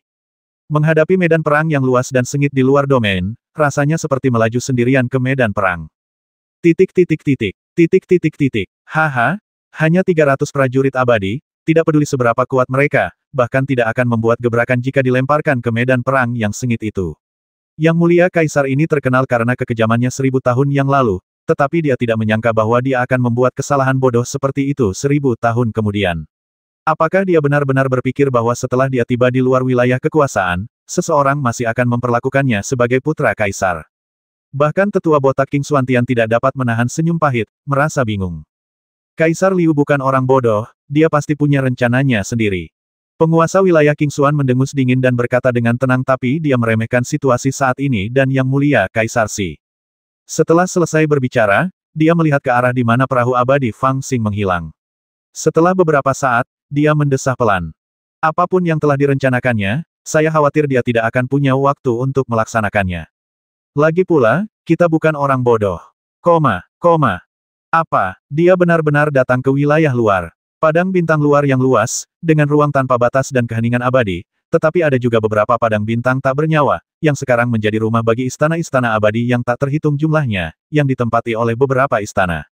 Khususnya di jalan kuno menuju keabadian, di medan bintang paling kritis, terdapat berlapis-lapis istana dan prajurit abadi, tersebar dan tersusun rapi, membentang sejauh lebih dari 1 juta mil, membentuk garis pertahanan samar, hampir memotong medan bintang sebesar itu menjadi dua, menghadapi beberapa lawan di langit berbintang tak berujung di seberangnya. Pada saat ini, di tengah-tengah garis pertahanan ini, di sebuah istana peri yang terletak di sebuah bintang mati, Peri King Luo menerima sebuah laporan, tetapi wajahnya tiba-tiba menjadi pucat, dan dia hampir menjatuhkan cangkir peri di tangannya ke tanah, menatap utusan itu dengan tak percaya. Bagus. Utusan itu mengulangi lagi Yang Mulia Kaisar Liu secara pribadi memimpin 300 prajurit abadi untuk bergegas ke medan perang di luar wilayah kekuasaan untuk memberikan dukungan. Ini tidak mungkin. Peri King Luo bergumam pada dirinya sendiri, wajahnya penuh keterkejutan dan keraguan, dan tidak seorang pun tahu apa yang sedang dipikirkannya. Apa yang tidak mungkin? Di aula ini, di atas singgasana peri yang tinggi, duduk dengan tenang seorang pemuda yang agung. Dia memiliki wajah yang tampan dan sangat tampan. Dia mengenakan jubah peri berwarna merah darah. Warna merahnya begitu menyilaukan sehingga seringkali membuat orang merasa bahwa itu bukanlah jubah, tetapi genangan darah yang dapat membuat orang tenggelam. Keanehan peri itu sangat kontras dengan ketampanan sang pria. Sikapnya lembut dan acuh tak acuh, seolah-olah dia tidak akan pernah marah. Pada saat ini, dia mendengar teriakan terkejut King Luo yang memecah kedamaian kesayangannya, dan dia hanya membuka matanya sedikit dan bertanya. Hati King Luo bergetar, dia ragu-ragu sejenak, lalu berbisik berita itu mengatakan bahwa Yang Mulia di Liu juga datang ke medan perang di luar domain. Aku tahu, pria berjubah berlumuran darah di atas singgasana itu bicara dengan tenang dan menjawab pelan, seolah-olah tanpa rasa terkejut. Tapi dia, Peri King Luo sangat curiga dan tidak bisa menahan diri untuk membuka mulut untuk mengatakan sesuatu. Tetapi pria berjubah darah di atas tahta itu tampaknya tidak peduli sama sekali dengan hal-hal ini. Dia hanya melambaikan tangannya dengan lembut untuk menghentikannya melanjutkan, lalu menatapnya dengan lembut dan tenang, dan berkata dengan lembut ketika pertama kali mendengar bahwa dia masih hidup, saya hampir kesal, tetapi kemudian saya pikir itu tidak sepadan. King Luo, kamu tidak perlu terlalu peduli padanya. Semuanya sudah ditakdirkan. Bahkan jika kamu sombong seperti seorang kaisar, kamu tidak dapat mengubah situasi secara keseluruhan. Ketenangan pria berjubah darah itu membuat Peri King Luo semakin gelisah, tetapi dia tidak berani menunjukkannya terlalu jelas. Dia menekan semua keraguan dan kecurigaan di hatinya, dengan ekspresi lembut dan penuh penyesalan di wajahnya. Dia mendesah pelan, aduh, bagaimana mungkin aku tidak tahu bahwa kamu adalah orang yang lembut dan tidak mengambil hati, tetapi aku khawatir padamu. Di Liu, sangat galak dan tidak masuk akal. Bahkan jika kamu tidak ingin menjadi musuhnya, aku khawatir dia tidak akan membiarkanmu pergi. Dia pikir kamu mencuri barang-barangnya dan pasti tidak akan membiarkanmu pergi. Oh, pria berjubah berlumuran darah itu diam-diam mengangkat kepalanya dan menatap King Luo, yang membuat King Luo tiba-tiba merasa sedikit bingung. Sebenarnya, aku telah mencuri barang-barangnya, reputasinya, kedudukannya, bahkan pengakuan para dewa. Lelaki berjubah berlumuran darah itu tiba-tiba tertawa pelan, memperlihatkan gigi-giginya yang seputih salju. Senyumnya sungguh cerah. Bukan begitu. Dialah yang pertama kali membawamu pergi. Kau adalah putra tertua. Peri King Luo berbicara tergesa-gesa, tampak sangat panik. 33 surga tidak seperti dunia fana. Dengan Kaisar Abadi, semua makhluk abadi dapat hidup selamanya, jadi putra warisan tidak begitu penting, atau setidaknya tidak begitu mendesak. Oleh karena itu, putra tertua tidak hanya tidak populer, tetapi juga berulang kali dicurigai. Justru karena aku adalah putra tertua, aku tidak memiliki harapan untuk mewarisi otoritas Kaisar Langit Merah yang agung. Kualifikasi Kaisar Liu memang lebih tinggi dariku, jadi sudah tepat bagiku untuk memilihnya. Lelaki berjubah berlumuran darah itu tampaknya memahami segalanya dengan jelas. Dia tidak marah sama sekali dan berbicara dengan tenang. King Luo sangat marah pada penampilannya. Dia tidak dapat menahan diri untuk tidak mengerutkan kening dan berkata dengan kasar, masa lalu adalah masa lalu, dan masa kini adalah masa kini. Sekarang Kaisar Abadi sedang dalam pengasingan, semua orang di surga Scarlet Agung menghormati Anda sebagai tuannya. Ini adalah waktu yang tepat untuk mencari stabilitas. Akibatnya, surga Scarlet Agung kita telah menghadapi variabel seperti itu. Anda tidak mengatakan apapun tentang menyelesaikan variabel ini, tetapi hanya menoleransinya. Bagaimana Anda bisa menjadi penguasa masa depan surga Scarlet Agung? Aku tidak menyerah. Pria berjubah berlumuran darah itu tersenyum tenang dan menggelengkan kepalanya dengan lembut. Saya akan melakukan apa yang seharusnya saya lakukan, atau lebih tepatnya, saya sudah melakukannya. Peri King Luo terkejut, dia mengangkat kepalanya dan menatap kosong ke arah pria berjubah berlumuran darah. Aku tidak akan membiarkan dia mengganggu situasi saat ini.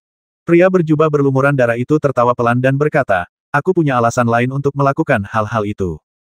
Peri King Luo tidak menanyakan alasan lain, tetapi hanya bertanya dengan heran apa yang telah kamu lakukan. Pria berjubah berlumuran darah itu tertawa pelan dan berkata, aku tidak akan membiarkan dia masuk ke medan perang ini. Laporan, tepat saat Peri King Luo hendak mengajukan satu pertanyaan lagi, dia tiba-tiba mendengar seorang prajurit abadi di luar berteriak dengan mendesak, dan sebuah catatan transmisi suara muncul di Istana Abadi melapor kepada Kaisar, di antara para abadi yang memberontak. Pencuri Golden Crow telah datang lagi, dan memimpin pasukannya untuk melancarkan serangan mendadak ke Ghost Tooth Star. Oh, berani sekali. Aku akan pergi dan melihatnya sendiri kali ini. Mendengar hal itu, lelaki berjubah berlumuran darah itu tampak makin tertarik. Dia berdiri sambil tersenyum dan berjalan keluar aula. Dengan kecepatan kapal abadi ini, akan memakan waktu sekitar 1 bulan untuk mencapai medan perang luar angkasa. Pada saat ini, Fang Xing dan kelompok orang Jie Jiao-nya juga berlari kencang di langit berbintang. Perahu peri ini adalah harta karun peri lintas domain khusus yang amat kuat. Sangat nyaman untuk bepergian melintasi bintang dan wilayah, dan bahkan melintasi luar angkasa. Itu tidak kurang dari perjalanan skala penuh Tai Immortal di langit berbintang. Itu adalah senjata ajaib pilihan untuk mengangkut sejumlah besar orang dalam 33 hari. Selain itu, ada formasi peri untuk penempatan di perahu peri. Selama mereka menguasai formasi peri, mereka tidak perlu khawatir tersesat di langit berbintang. Mereka bahkan dapat menghitung waktu dan jarak perjalanan melalui formasi peri. Di perahu abadi ini, orang yang menguasai formasi abadi secara alami adalah Lu Shou, yang secara alami pandai dalam hal ini. Jika aku menjadi kaisar, aku tidak akan pernah membiarkan kita sampai dengan selamat, jadi sebaiknya kita berhati-hati di jalan. Setelah melangkah ke langit berbintang, Fang Xing juga sangat waspada. Dia memaksa Taixu Baby untuk menjelajahi medan bintang di depannya dengan seluruh kekuatannya. Bayi Taixu telah memperoleh kehidupan abadi, tetapi dia masih belum memahami rahasia kehidupan abadi, dia juga belum menggunakannya untuk berubah menjadi manusia. Bahkan tampak seperti orang ini telah kehilangan minat dan tidak terburu-buru untuk berubah menjadi makhluk hidup. Ini karena dia pernah bertemu dengan pohon monster Buddha sebelumnya. Pohon monster Buddha diubah menjadi makhluk hidup oleh keinginan surga yang tak kasat mata, dan ia berpikir untuk berubah kembali lagi. Tetapi itu adalah roh tak kasat mata yang ingin berubah menjadi makhluk hidup. Kedua orang itu justru bertolak belakang. Pada hari Futu, ia berbincang dengan pohon monster Futu. Sejak saat itu, obsesinya untuk berubah menjadi makhluk hidup tampaknya tidak begitu kuat. Mengapa kau begitu berhati-hati? Kau memaksaku menjelajahi jalan setiap hari. Beranikah Kaisar Si datang merampok dan membasmi kita? Bayi Taixu enggan. Menjelajahi jalan dalam jarak yang jauh akan menguras kesadaran spiritualnya, tetapi gurunya memerintahkannya untuk melakukannya, jadi dia harus masuk ke cermin. Awalnya dia hanya ingin melihatnya sekilas, lalu lanjut bersembunyi di sudut untuk bermeditasi dengan kehidupan abadinya. Tanpa diduga, kali ini dia benar-benar melihat sesuatu. Dia terkejut dan berteriak, oh tidak, benar-benar ada sesuatu di depan kali ini. Fang Xing dan Lu Shou segera menjadi waspada ketika mereka mendengar ini apa. Suara Taixu bergetar karena kegembiraan ada seorang wanita sedang mandi di depan, dan dia wanita yang cantik. Benar-benar ada seorang wanita yang mandi di langit berbintang. Perkataan Taixu Baby mengejutkan Fang Xing dan Lu Shou. Mereka maju bersama-sama dan melihat ke cermin. Mereka melihat bahwa di cermin Taixu, gelombang air berubah, memantulkan langit malam dan bintang-bintang yang tak berujung. Itu luas dan sunyi, tetapi saat permukaan cermin berubah, kedalaman langit berbintang yang tak berujung mulai terlihat. Di sana terlihat seorang wanita sedang mandi. Itu di antara bintang-bintang. Di langit malam, ada kabut putih luas, mengubah langit berbintang yang sunyi menjadi negeri dongeng. Dalam kabut putih itu, tampaklah suatu pemandangan seperti kamar tidur. Ada sebuah tong kayu cendana besar di dalam ruangan, dan seorang wanita malas sedang berbaring di dalamnya. Dia memang sedang mandi, dan dia tampak menikmatinya. Di dunia fana, pemandangan seperti itu dapat ditemukan di mana-mana wanita keluar dari kamar mandi, tampak begitu cantik. Tetapi bagaimana hal semacam ini bisa ada di langit berbintang yang begitu luas? Dengan berbagai pertanyaan yang tak ada habisnya di benaknya, Fang Xing menatap wanita yang sedang mandi di cermin dan mengangguk, dia memang sangat cantik. Bukankah ini hal yang seharusnya menjadi fokus kita?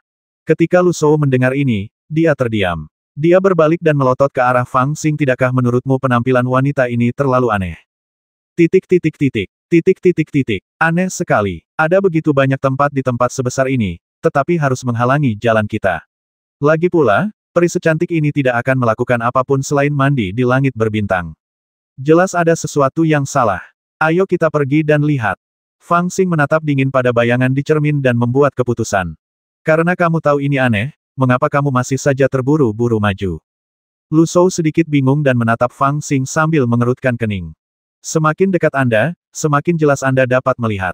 Fang Xing menjawab dengan jujur, sambil berekspresi tenang.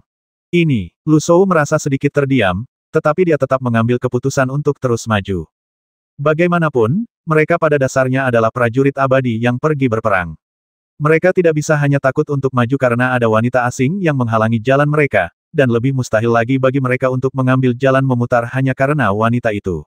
Dalam situasi saat ini, mereka hanya bisa memerintahkan bandit abadi mereka untuk waspada sambil perlahan-lahan mengemudikan perahu abadi itu ke depan. Apakah ada wanita yang sedang mandi? Apakah aku salah dengar? Mandi di bawah bintang-bintang. Mendengar hal ini, sekelompok bandit abadi juga menjadi waspada. Mereka tidak berani maju ke depan untuk berdesakan dengan Fang Xing guna melihat cermin ilusi agung, jadi mereka melompat keluar dari perahu abadi dan berdiri di haluan, menunggu dengan penuh semangat. Di permukaan, mereka tampak waspada, tetapi sebenarnya mereka menjulurkan kepala untuk memperhatikan wanita yang sedang mandi. Perahu abadi itu bergemuruh, terbang maju perlahan namun cepat. Bintang-bintang yang tak terhitung jumlahnya melintas di haluan kapal, bagaikan hujan meteor. Pemandangan di depannya semakin dekat, dan persis sama dengan pemandangan yang terlihat di cermin ilusi Taiksu. Seperti yang diharapkan, saya secara bertahap melihat sekelompok besar cahaya putih susu di medan planet di depan saya. Itu sebenarnya kabut yang aneh, dan di dalam kabut itu, ada suatu tempat yang tampak seperti kamar tidur wanita. Di tengahnya terdapat tong cendana besar, dengan uap panas mengepul. Di dalamnya ada seorang wanita dengan payudara putih dan lembut. Jaraknya begitu dekat sehingga perahu abadi itu berhenti. Fang Xing melompat ke haluan, dan kemudian semua orang menyaksikan wanita itu mandi bersama.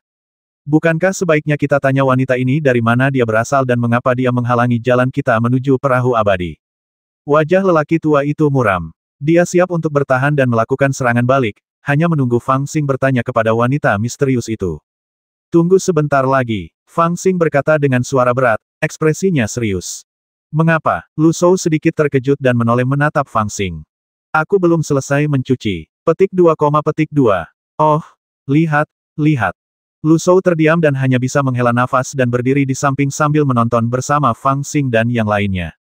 Hehe, dengan pinggang ramping, dada tinggi, dan kulit putih dan lembut, dia benar-benar kecantikan kelas 1. Di samping Fang Xing, lelaki setengah tua yang telah menjabat sebagai jenderal abadi di bawah komandonya tertawa, menggelengkan kepalanya, dan berkomentar dengan suara rendah. Omong kosong. Fang Xing tiba-tiba berbalik dan memarahi saudara Banji. Aku tahu aku salah. Pria itu terkejut dan langsung berlutut untuk mengakui kesalahannya. Namun kata-kata Fang Xing menghentikannya untuk berlutut. Aku hanya pernah melihat seorang gadis dengan payudara lebih besar darinya. Ini, orang tua itu tidak dapat meneruskan perkataannya, ia berpikir bahwa jika topik ini diungkit, harga diri Anda akan hilang.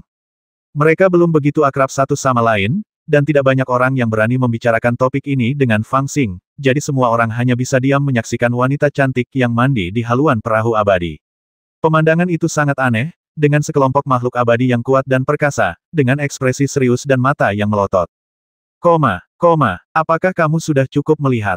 Keheningan aneh di perahu peri berlangsung lama, dan akhirnya peri itu sadar.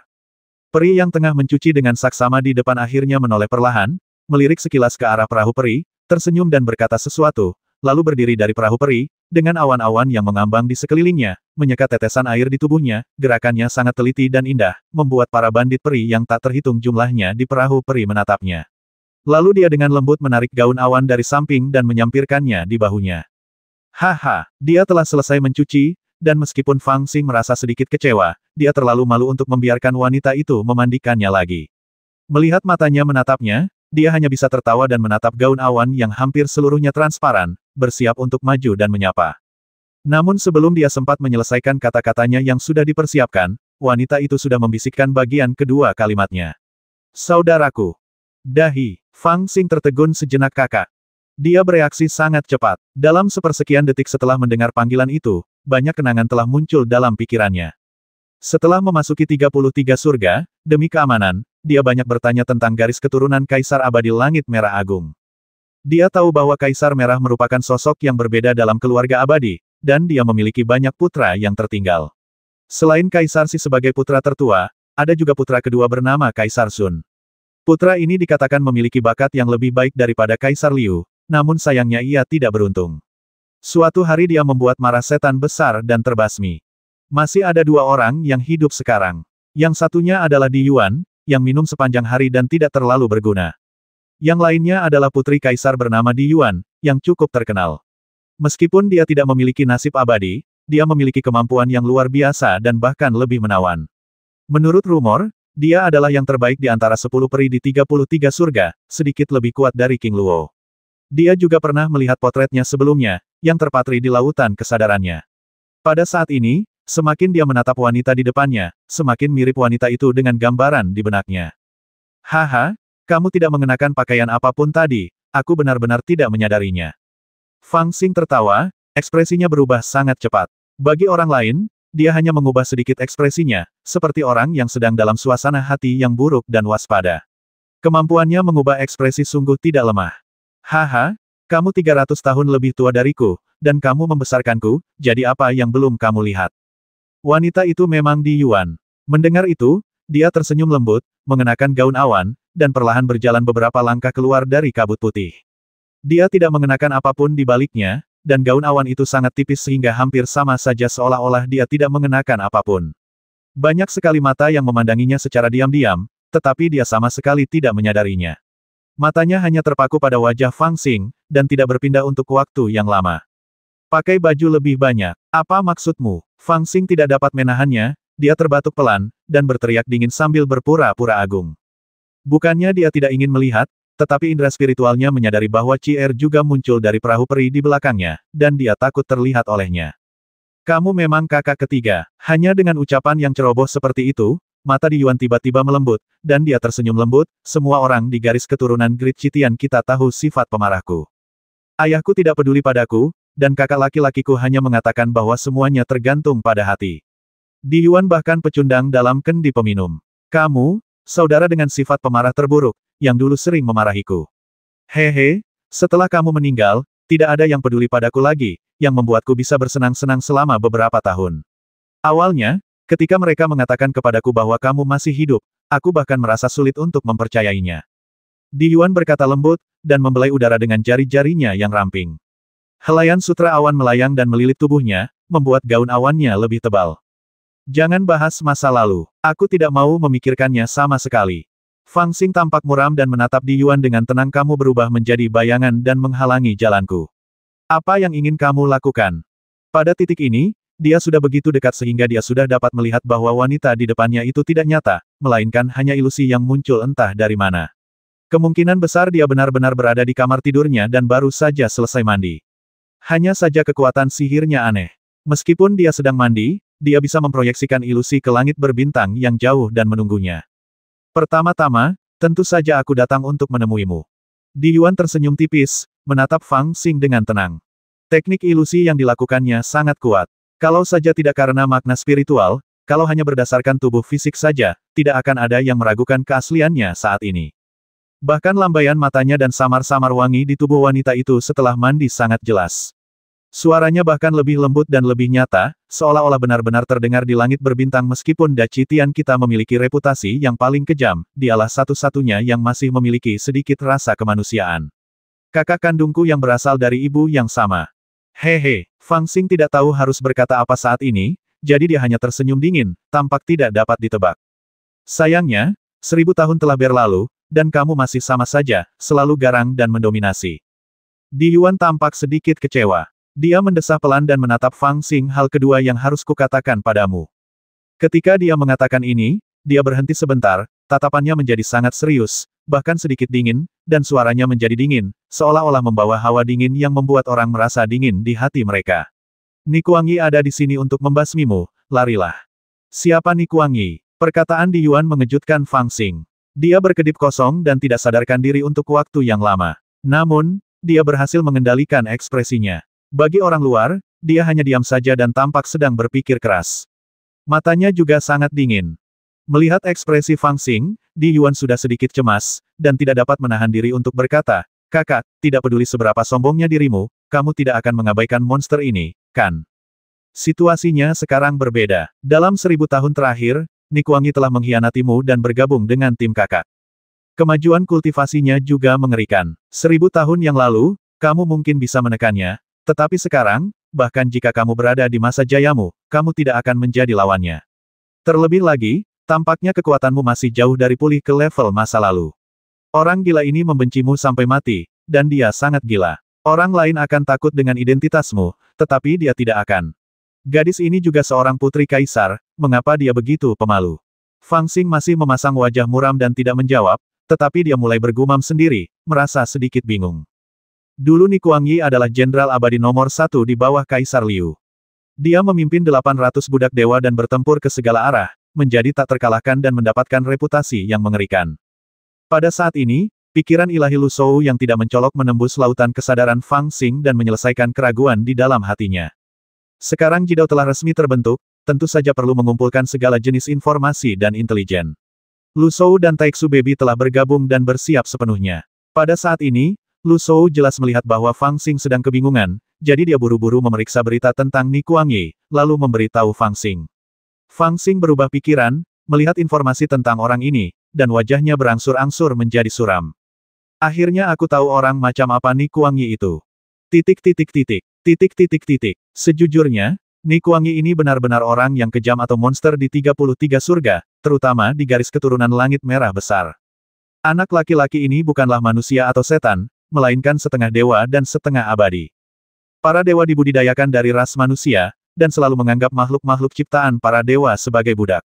Selain itu, karena garis keturunan yang berbeda, mereka memiliki hasrat ual yang lebih sedikit.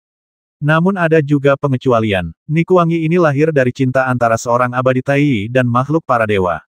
Akan tetapi, persatuan keduanya tidak bertahan lama. Karena reputasi keluarga dan kritikan orang-orang, sang abadi pensiun bersama gadis dewa.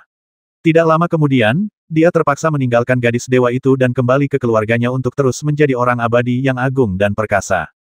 Tetapi sang abadi mungkin tidak menyangka bahwa wanita dari klan dewa benar-benar hamil. Di tengah kebenciannya yang tak berujung terhadap makhluk abadi, janin dalam perutnya perlahan tumbuh, dan akhirnya tumbuh dewasa 10 tahun kemudian. Kristal darah setengah abadi dan setengah dewa ini sangat aneh, dan dipelihara selama 10 tahun di bawah kebencian dan kemarahan wanita dari klan dewa.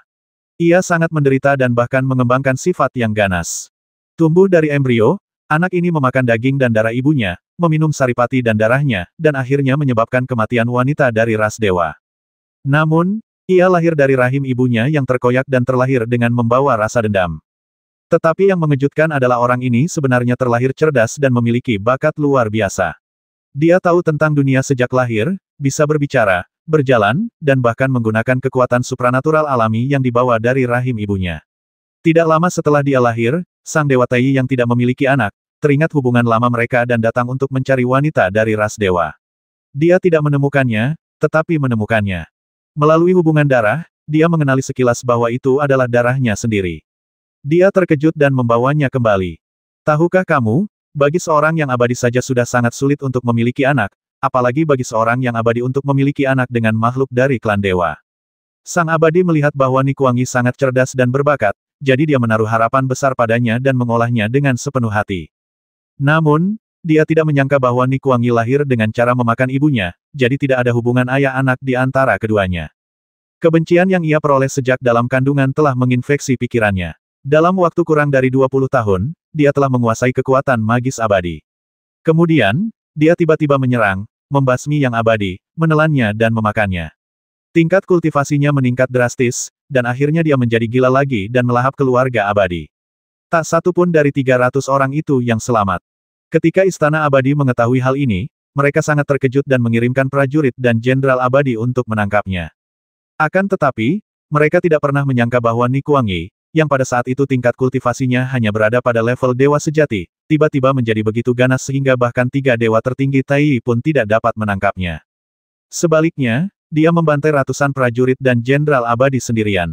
Dia melarikan diri ke pegunungan dengan luka serius. Istana Abadi terkejut dan marah, bahkan Kepala Istana Alam Abadi Emas Daluo memutuskan untuk menangkapnya secara pribadi. Namun, kebetulan Kaisar Liu yang saat itu sedang melewati daerah itu mendengar tentang hal itu dan menjadi tertarik padanya. Dia ingin menjadikannya sebagai pelayannya. Pada akhirnya, dengan kekuatan dan cara tirani di Liu, dia benar-benar dapat menekan Nikuang-Yi, tetapi dia terlalu ganas untuk menaklukkannya. Namun, kebetulan ketika dia menekan Nikuang-Yi, dia melihat seorang gadis kecil yang gemetar di sampingnya. Dia adalah seorang pelayan di keluarga ayah Nikuang-Yi, yang khusus datang ke sini untuk melayani Nikuang-Yi. Statusnya rendah dan masih muda, tetapi tidak seorang pun menyangka bahwa Nikuang-Yi, setelah membantai semua orang abadi di keluarga ayahnya, hanya akan mengampuni pelayan ini dan menyimpannya di sisinya. Di Liu menyandera pembantu itu dan memaksa Nikuang-Yi bekerja untuknya, dan dia berhasil menaklukkan jenderal yang galak ini. Sejak saat itu, dia mampu menggunakan kekuatan dahsyat Nikuang-Yi untuk memberikan kontribusi besar. Kemudian, dia membantu Nikuang-Yi menaklukkan semua makhluk dari klan ibunya, para dewa, dan menjadi pemimpin para dewa. Dia memerintahkan 800 budak dewa untuk bekerja untuk Di Liu dan membuat reputasi besar. Garis keturunan Nikuang-Yi adalah setengah abadi dan setengah dewa.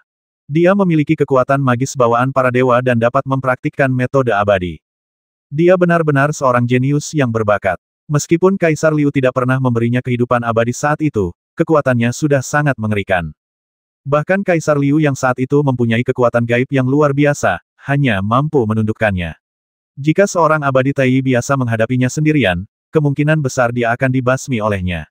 Lagi pula, anak ini memiliki sifat yang kasar, haus darah, dan eksentrik. Dia tidak pernah meninggalkan anak buahnya hidup-hidup. Dia juga penuh dengan keluhan, yang sangat menakutkan. Sampai batas tertentu, dapat dikatakan bahwa setengah dari ketenaran Di Liu yang mengguncang dunia disebabkan oleh bawahannya Nikuang-Yi. Bagaimanapun, Nikuang-Yi adalah jenderal abadi di bawah komandonya, dan semua kejahatan yang dilakukannya akan disalahkan pada Di Liu. Orang yang merepotkan sekali. Fang Xing akhirnya mengerti mengapa Di Yuan datang memperingatkannya dengan begitu serius. Nikuang-Yi ini memang karakter yang bahkan ditakuti oleh putra kaisar.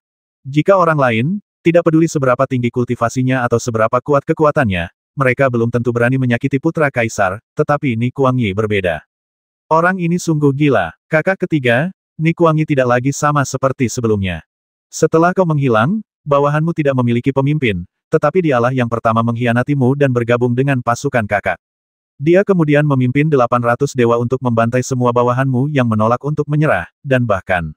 Ketika dia mengatakan ini, dia berhenti sejenak, lalu berkata, kakak ketiga, para selir di haremmu juga diserbu olehnya, melakukan apapun yang dia inginkan dan membasmi orang. Aku pernah ingin menghentikannya, tetapi dikalahkan oleh amarahnya. Begitu ganas. Fang Xing mengerutkan kening, tetapi hatinya terkejut. Informasi yang disebutkan di Yuan bukan lagi sesuatu yang dapat diketahui Lu Shou dan yang lainnya, karena itu sudah menjadi rahasia garis keturunan kekaisaran. Yang lebih mengejutkannya adalah bahwa Nikuang-Yi bahkan lebih kuat dari yang dia bayangkan. Setelah dia, atau lebih tepatnya Kaisar Liu, menghilang, alangkah baiknya jika dia mengkhianati Kaisar Liu dan bergabung dengan Kaisar Xi, atau bahkan memimpin rakyat untuk membantai para bawahan Kaisar Liu yang menolak menyerah kepada Kaisar Xi. Bagaimanapun, itu adalah perebutan kekuasaan dalam keluarga kerajaan. Namun dia berani menyerbu harem Kaisar Liu dan membantai selir-selirnya. Ini sudah merupakan tanda pemberontakan. Saya khawatir seorang Daluo Jinxian dengan pikiran normal tidak akan berani melakukan ini, tetapi orang gila ini melakukannya, dan bahkan berani secara langsung melukai Kaisar Yuan yang mencoba menghentikannya. Di Yuan juga menghela napas dan berkata dengan lembut, ayah sangat marah dan ingin membasminya, tetapi dia bahkan berani mengaum padanya. Hanya karena kakak tertua saya memohon padanya, dia diselamatkan. Setelah itu, monster ini bekerja untuk kakak tertua saya dengan sepenuh hati dan memberikan banyak kontribusi. Garis keturunan dewanya telah sepenuhnya terbangun, dan kekuatannya menjadi semakin menakutkan. 10 tahun yang lalu, kakak tertua saya secara langsung memberinya kehidupan abadi, yang membuat kemampuan monster ini sangat tinggi. Dia telah menjadi pedang paling menakutkan di bawah komando kakak tertua saya. Di Yuan berbicara dengan lembut, dan pada akhirnya, dia menatap Di Liu dengan tatapan serius ketika kakak laki-lakiku pergi ke wilayah luar sebelumnya. Dia tidak membawanya bersamanya, tetapi aku mendapat kabar bahwa dia baru saja meninggalkan Dacitian baru-baru ini. Jika tebakanku benar, dia datang untuk mencarimu. Memanggil, mata Fang Xing bersinar cemerlang saat ini, dan dia berkata dengan muram, apakah Kaisar Si berani membiarkan dia membasmiku? Di Yuan menghela napas dan berkata, bagaimana mungkin kakak bisa bersikap seperti itu? Dia tidak akan pernah memberi perintah, karena pembantu kecil yang paling disayangi Ni Kuangyi meninggal karena sakit di tanganmu, dan kamu merahasiakannya darinya sampai kakak mengungkapkannya. Ni Kuangyi tidak mengetahuinya sampai kakak mengungkapkannya. Karena itu, dia paling membencimu. Saat itu, dia membantai semua selirmu tetapi tetap tidak bisa memuaskan kebenciannya. Sekarang setelah dia mendengar bahwa kamu masih hidup, dia pasti akan datang untuk membasmimu terlepas dari segalanya. Kakak tidak perlu memberinya perintah apapun, katakan saja padanya. Fang Xing menundukkan kepalanya dan tidak berkata apa-apa. Kalau orang gila itu benar-benar datang mencarinya, tentu akan sangat merepotkan. Larilah, kakak ketiga. Di Yuan mendesah pelan, cahaya di tubuhnya menjadi agak lemah, yang jelas merupakan tanda kurangnya kekuatan abadi. Suaranya juga menjadi halus pada saat ini, kau harus kembali ke langit merah besar atau melarikan diri ke langit berbintang yang luas dan tak dikenal. Jika tidak, kau pasti akan ditemukan oleh orang gila itu. Kau bukan lagi tandingan orang gila itu. Jika dia menemukanmu, kau pasti akan mati. Kabut putih tebal pun menghilang. Taman Kekaisaran muncul secara tiba-tiba dan menghilang dengan cepat, dan secara bertahap sosok itu menghilang. Lu Shou dan yang lainnya semua tampak serius dan menatap Fang Xing apa yang harus kita lakukan. Bagaimana mungkin seorang guru besar jurus menusuk langit Dao bisa ditakuti oleh orang gila? Wajah Fang Xing muram, dan dia berkata dengan tegas teruslah maju. Aturan dalam dunia kultivasi sangat ketat. Tinggi tetap tinggi, rendah tetap rendah, dan variabelnya sedikit. Namun itu tidak berarti tidak ada variabel. Bagaimanapun, Fang Xing sendiri merupakan variabel sampai batas tertentu. Dia tidak suka bertindak sesuai aturan yang diberikan orang lain. Dan dari apa yang dikatakan di Yuan dan transmisi suara dari Lu Shou dan yang lainnya, Ni Kuangyi tidak diragukan lagi juga merupakan variabel, dan bahkan lebih menakutkan daripada Fang Xing.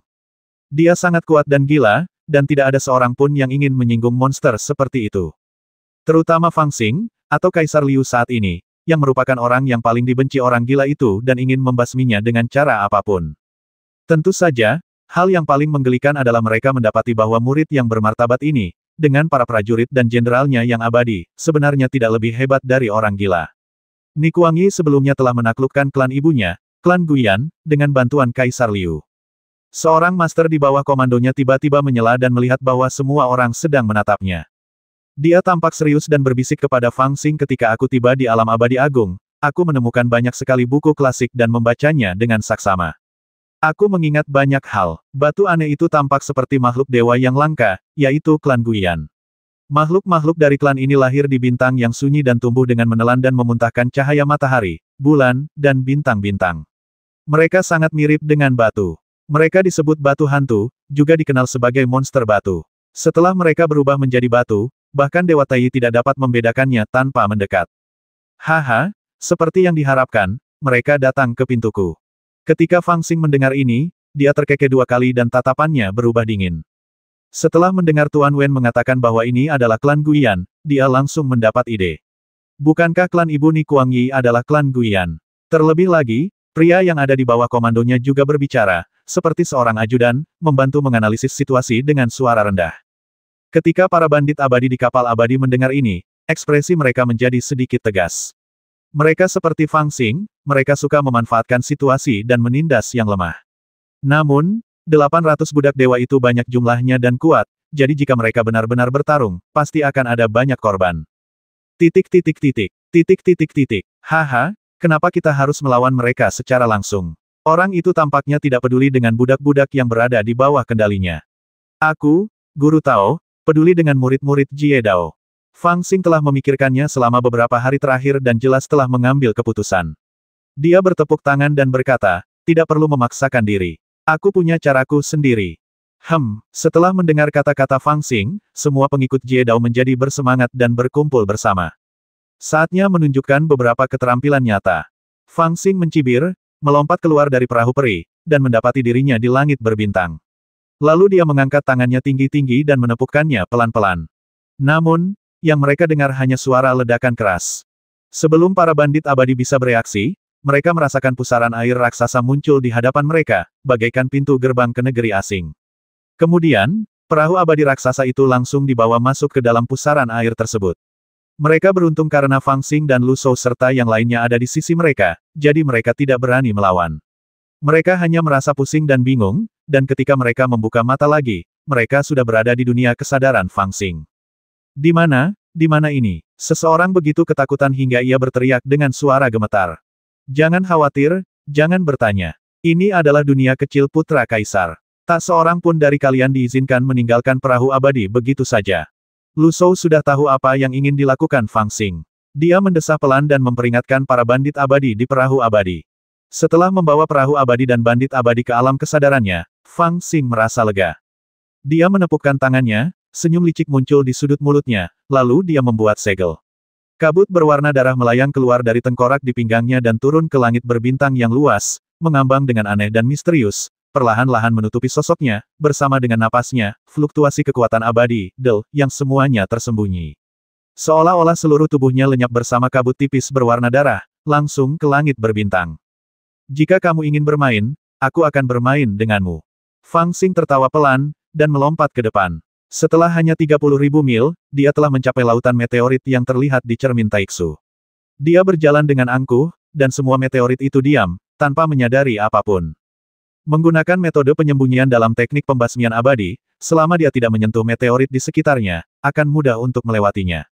Belum lagi makhluk dari klan dewa, bahkan para dewa emas akan merasa sulit tidur. Tetapi saat dia hendak terbang melintasi lautan meteorit, Fang Xing sedikit terkejut.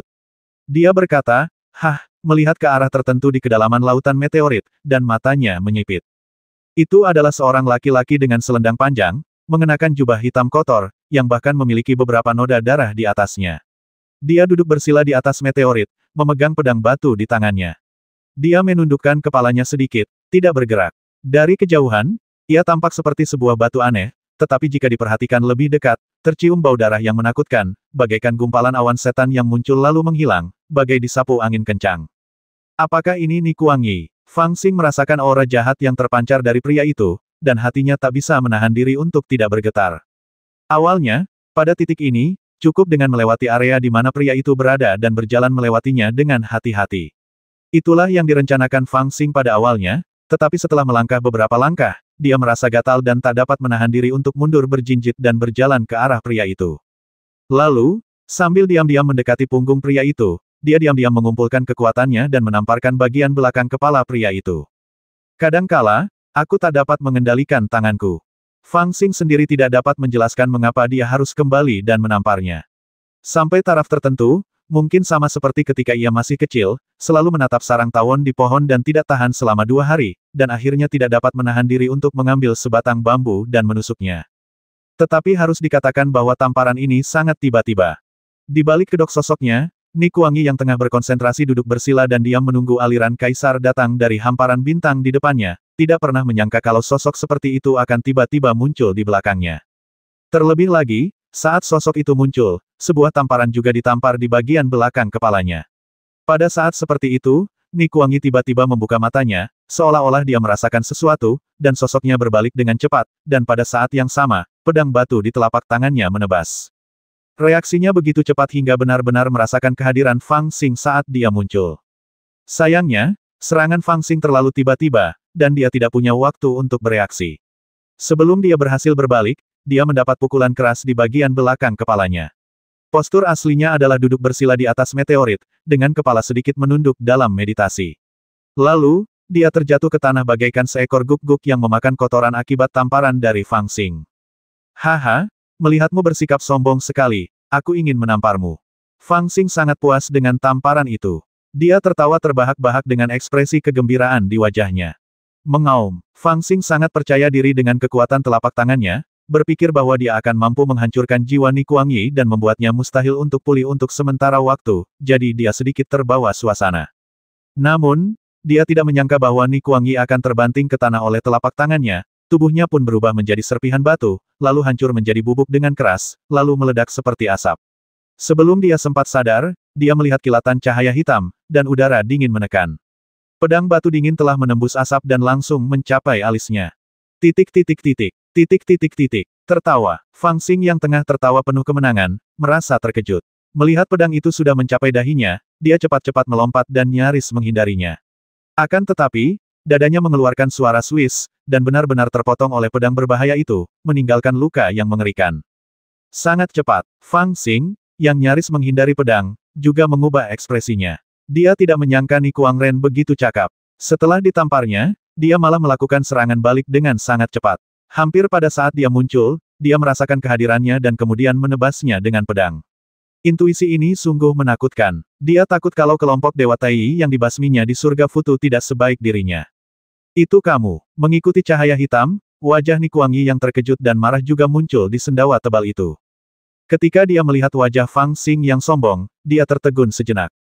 Jelas dia tidak menyangka akan melihat wajah yang ingin dicabik-cabiknya siang dan malam itu dengan begitu tiba-tiba. Detik berikutnya, wajah tampannya tiba-tiba berubah bentuk. Kebencian lama yang telah terpendam selama 1000 tahun, dan tamparan yang hampir seperti penghinaan tadi, membuat matanya tampak terbakar dengan api besar. Aku akan memakanmu. Setiap kata seakan keluar dari lubuk hatinya, mengandung kebencian yang membara. Pada saat yang sama, pedang batu di tangannya terbang dengan cepat, dan tiba-tiba menerobos jarak puluhan kaki antara dia dan Fang Xing, dan menebas di depan Fang Xing dengan ganas. Hampir mustahil untuk menggambarkan amarah dan kekuatan yang terkandung dalam pedang itu, yang hampir dapat membelah bintang-bintang dan memotong bulan. Saya khawatir bahkan jika Tai Immortal datang, menghadapi pedang ganas dari iblis jahat, dia tidak akan pernah berani menghadapinya secara langsung. Luar biasa, bahkan hati Fang Xing pun bergetar, dia pun langsung menyadari bahwa akan sulit untuk menghalau pedang ini, maka dia hanya melihat bahwa dia tidak akan memperoleh keuntungan apapun jika terus bertarung. Belum lagi Ni Kuangyi sudah bereaksi, bahkan anggota klan batu hantu yang bersembunyi di lautan meteorit di sekitarnya pun terbangun saat ini, dan potongan-potongan meteorit mulai menggeliat, lalu menumbuhkan anggota tubuh dan kepala, berubah menjadi satu demi satu prajurit dewa berbaju besi abu-abu. Ayo pergi. Dia segera kehilangan semangat juangnya, tertawa terbahak-bahak, dan cepat-cepat berlari mundur, melompat ke dalam kehampaan dan melarikan diri seperti aliran cahaya. Tamparan tiba-tiba di wajah dan pelarian tiba-tiba ini sungguh mendadak. Ni Kuang masih terkejut ketika menerima tamparan itu, dan dia masih belum bisa pulih ketika melihat Fang Xing melarikan diri. Secara tidak sadar, dia mengira itu adalah serangan mendadak dan hendak melepaskannya dan membasminya. Siapakah yang mengira bahwa orang itu baru saja menamparnya dan hendak segera melarikan diri? Sekalipun dia bereaksi cepat, dia tidak akan menduga akan terjadi perubahan seperti ini.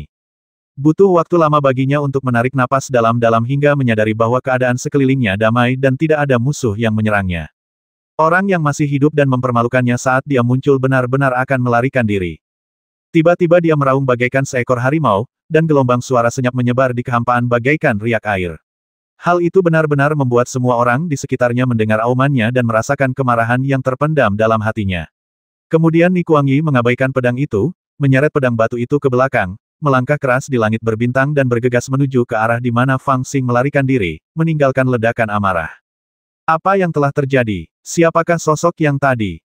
Apakah ada serangan musuh? Di lautan meteorit ini, 800 budak dewa bahkan belum bereaksi dan hanya melihat sekeliling dengan tatapan kosong. Ibel, kembalilah ke sini. Aku akan memakanmu. Pada saat ini, Fang Xing dan Ni Kuangyi telah terbang ribuan mil jauhnya, satu di depan dan satu di belakang. Di langit berbintang, dari jauh, hanya dua sosok yang terlihat berlari bagai kilat, menjulang.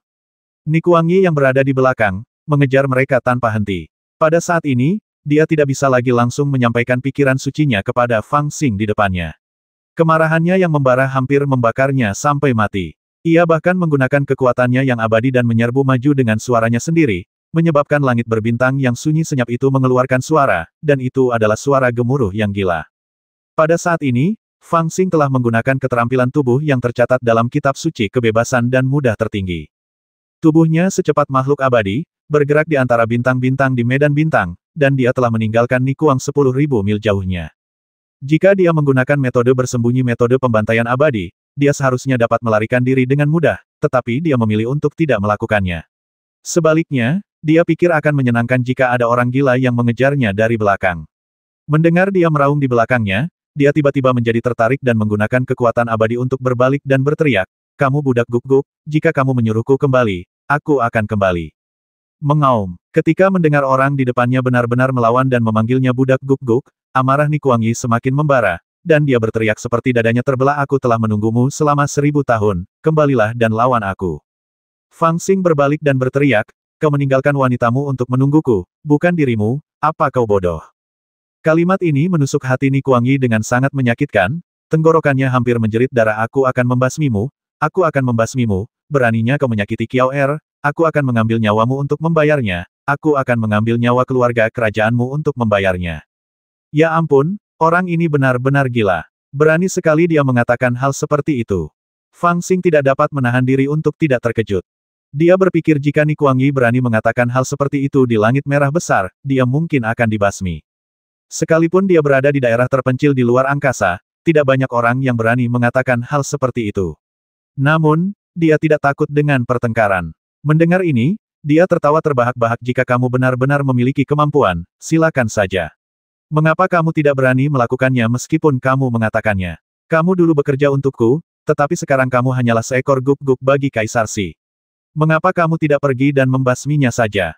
Aku akan membasmimu. Ayo, aku akan menunggumu, budak guk-gukku.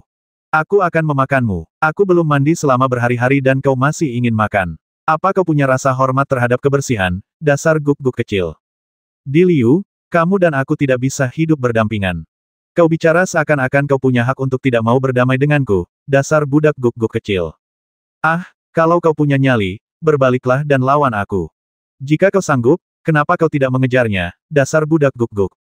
Aku tidak akan membiarkanmu pergi bahkan jika aku mengejarmu sampai ke 9 Netherworlds dan 10 prefektur. Berdebat dengan Fang Xing mungkin adalah hal terburuk yang pernah dilakukan Nikuang Yi dalam hidupnya. Setiap kata yang diucapkannya sangat menyayat hati. Jika orang benar-benar bisa meledak marah, maka Nikuang Yi pasti sudah meledak sepenuhnya saat ini. Kemarahan di hatinya hampir berubah menjadi keluhan. Mereka yang memiliki kemauan yang lemah mungkin akan menangis karena marah. Pada akhirnya, dia bahkan tidak mengatakan sepatah kata pun.